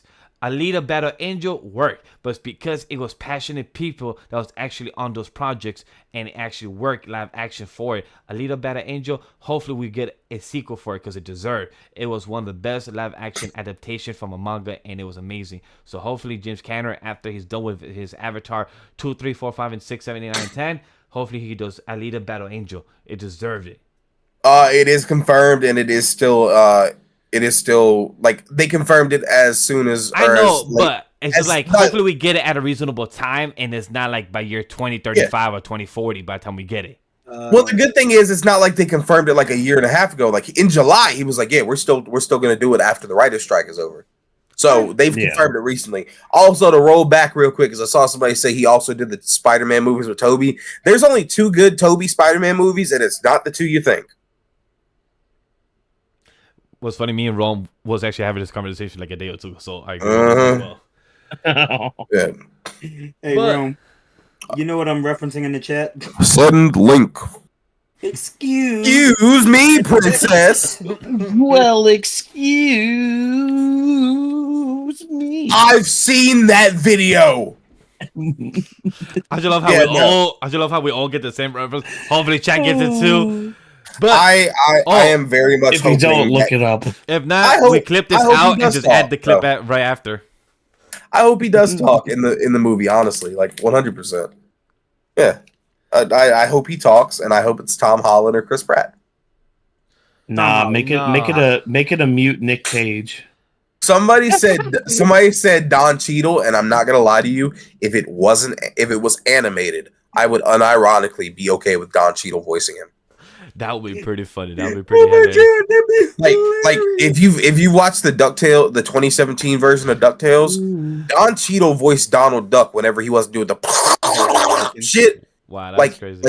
Like the legitimate voice, like when because there was like a magic thing, and then also a robot that let Donald talk in a normal voice, and it was Don Cheadle, and it was amazing, and I'd be okay with that. You do that, by the way. What? He did it so naturally. He just has it. Yep. I gotta get also makes that, bro. Yeah, appreciate it. Hey, I'm a voice actor and an impressionist, man. That's what I do. Hey, we got it out here. We got all the hats on this show here. But yeah, no, like I'd be totally like get a good voice, like get a good actor to play it. Don't get some honestly get an unknown 16-year-old to play Link. Oh hell yeah! Yeah. If we actually get to a live action, hey, in Detective Pikachu, if a little battle angel, if these movies can actually work, like a One Piece live action, we get the right people, the right projects, the right creators to be behind it, then maybe we could have a successful Legend of Zelda live action. We just gotta see who's the right people behind it, and hopefully we have the right creators and the right staff, the right writing, the right cinematography to get it right. Because if you fuck up Legend of Zelda, Nintendo's gonna come at you. I think we got to keep it a bean. The only reason Detective Pikachu worked is because Ryan Reynolds is like 100%, just the epitome of the energy of a toddler on cocaine. That's the only reason that movie worked. So Yeah. I do want to ask because I don't know actors that well. Y'all probably know them better than me. What's up? Talk to Rome, us. definitely. Who would y'all cast as Ganon? And not even like thinking Pig Ganon. Let's talk Ganon from the Dave Bautista. You know, no lie, it was Dave Bautista or Samoan Joe. I was thinking, after watching Twisted Metal, Samoa Joe. That's what I'm saying. If we're doing like old school Zelda, then yeah, it's Joe. I would 100% say Samoa. If it was Pig Ganon, Samoa Joe. If it's regular Ganon, I'm totally fine with Dave Bautista. Okay. I'm good with that. Yo, so you have to. We gotta watch Twisted Metal. I haven't seen it. I haven't seen it completely yet. But the clips I've seen about Samoa Joe being part of it, I see the possibility of him doing Gandalf very well. Like literally being that ruthless, being that asshole character of him, and being the king. You know. Okay, I'll watch it. Oh, I will watch it. Or if they CGI it up, they could do Andy Serkis. Andy Serkis is amazing. Yes! Bro. Andy Serkis. Oh god. Mocap. However, he loves mocap. However, if they went completely like who's Andy Serkis? Andy Serkis is the guy who does all the live action. He's done Smeagol and Golem. He's done Caesar for Planet of the Apes. He was the guy who got his arm chopped off by Ultron in Age of Ultron. Yes. And then was the villain in the first half of Black Panther before Killmonger killed him. That's Andy Serkis. Oh, he does an amazing job in his voice acting. Any movie you've seen where you see a CGI creature that's clearly mocapped, but they move really well. That's probably Andy Serkis. Andy Serkis was also the director of the first two Venom movies. Oh, yeah, cool. he was. So he's him. If I'm correct, he's Carnage, right? As well. Also, if you want to go the live action route, Jimon Hunsu. I actually don't know who that is. Have you ever seen the Shazam movies? Yes, I've seen the Shazam movies. The wizard from the Shazam movies. Oh, I see him. Yeah, I can see him. Yeah. Or he was the guy who got the side of his head ripped out in Guardians of the Galaxy. That worked for Ronan. Like he's in a lot of movies. I can't think of anything off the top of my head. But he is a very good actor, and I think he'd be fine as Rome. Great choice for that one. I agree with that choice for Gandalf. Yeah. Yeah. So no, I'd be totally fine with that. Honestly, I would have said Lance Riddick if he hadn't passed away. Oh, I was on. Yeah. I was thinking Lance Riddick. That would have been good.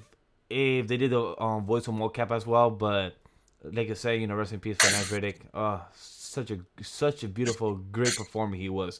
Ben Kingsley would be a good voice for Ganon too. I could see that. I feel like Ben Kingsley was the Mandarin in Iron Man 3. Oh yeah, okay. Yeah. He was also the old Pharaoh, like the older Pharaoh in the Night of the Museum movies. Yeah, I know what you're talking about now. Yeah. I could hear it. Yeah, I could hear it now. Yeah. If you wanted like that regal voice, he'd be good for that. Yeah, he would definitely for sure. Joe Manganiello might be all right. No, I don't. You don't like that one? No, Joe, no. He's got the body type for it. He has the body type, but I don't think he has the ruthless type. He's more like a comedic drama type character. If they cast Jason Momoa as Ganon, I'm going to throw myself. If this is Wind Waker Ganon, he was kind of that comedic, like cynical nigga. If they cast Jason Momoa as Ganon, I am going to throw myself from the highest rafter. I can just imagine Jason Momoa as him. Like I'm seeing it in my head, like just him coming out. I don't want to like, see it in my head. as a Fast and Furious type of character. Him as Keith David. Keith David. Oh, that'd be. Wait, oh no! See now you're giving me the voice. Nah. Yeah. Oh. Keith David would go absolutely stupid in that role. He would be a good one for if they ever did Wind Waker as a series. I just love how Chad said that we literally casted about 6 to 8 versions of Gundam for himself. Like we literally gave like so 6 many to 8 different canons. Yeah, so, yeah. But great choices we came up with. Like it's great choices. Jeffrey Dean Morgan, Negan from The Walking Dead. You know what I just realized? Zelda is like the perfect series to do one of those like Star Wars Visions series with. Oh yes. Like, and you could pull not only from like any game you wanted, but you could even make your own. You could make your own Zelda story. At this point, I'm getting close. Yeah. Like. When the more fan casting we continue to do, we can literally come up with our own Zelda story and with our own Zelda movie by the time we continue more. With blackjack and hookers. Hell, Tom Hardy. Forget the Zelda movie. Tom Hardy could probably do it. Tom Hardy could probably do it. But blackjack and hookers is a hard ass line. I caught the reference. Thank you. Thank you. I love you, brother.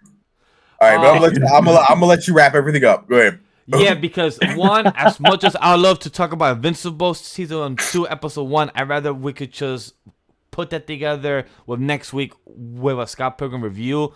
We could just have that as that 2.5 shows, talk both episodes, because this was already a news heavy segment show, and I'd rather just leave it at that than rather just squeeze in a quick review about Invincible or Loki. So I'd rather us do that as a separate video or have that as a discussion for next week. So everyone okay with that? Okay. I'm cool. Yeah. Awesome. That gives us another episode to talk about next week for Invincible. Correct, exactly, because if anything after this, we must be watching this. So who the hell knows after we're live. So this was a great show, guys. Thank you for everyone that's watching. This was a heavy news segment show from Geek Week from Netflix, talking about many castings for Legend of Zelda. We got DreamWorks, fuck the CEO. Same thing for Warner Brothers, man. With all due respect, guys, please understand and believe in your animation studios. If you have the property, you have the power, you have the story, believe in what you're making. Creativity is where it's at, not the AI. Do not look the easy way out. That's not how it goes. So please look for your potential consumers and projects. That is where it got you where you guys are today. Don't forget where you first started. Look at your roots. Please, DreamWorks and Warner Brothers. Other than that, does anybody have any last overall thoughts they want to add before we wrap the show? Anything that you guys want to just spitball, that you guys want to just say? Nope, I'm all good. All right. So with pay that, your artists. Pay your artists, pay your actors, pay your crew, pay your members. That's what we have. And thank you for the strike. Thank you for the solitude that everyone has been part of. We are the best in the world because sometimes you have to be phenomenal. And thank you for being part of the show. Thank you for joining us tonight and taking the time to listen in. The Anime Podcast is presented by AniMa Studio. Our production team are Vash, Watkins, Roman, Joestar. Special thanks and shout out to JB and Abe. Don't forget to follow the socials of the brand and the team. All the links are down below in the description. And if you haven't, go join our audio podcast. We're all there on all streaming podcast platforms. All the episodes will be there as soon as possible once they're there. Appreciate. Don't forget to like, give the rating, tell us what you guys want, the feedback. All those things are very gladly appreciated. And you guys is what makes the show and help us succeed, and we thank you. And on behalf of everyone at the Anima Studio team, we thank you for joining us at the Anime Podcast, episode 142. See you later. Take care. And this podcast is not recorded by a live studio audience. We see you on the next one. Bye.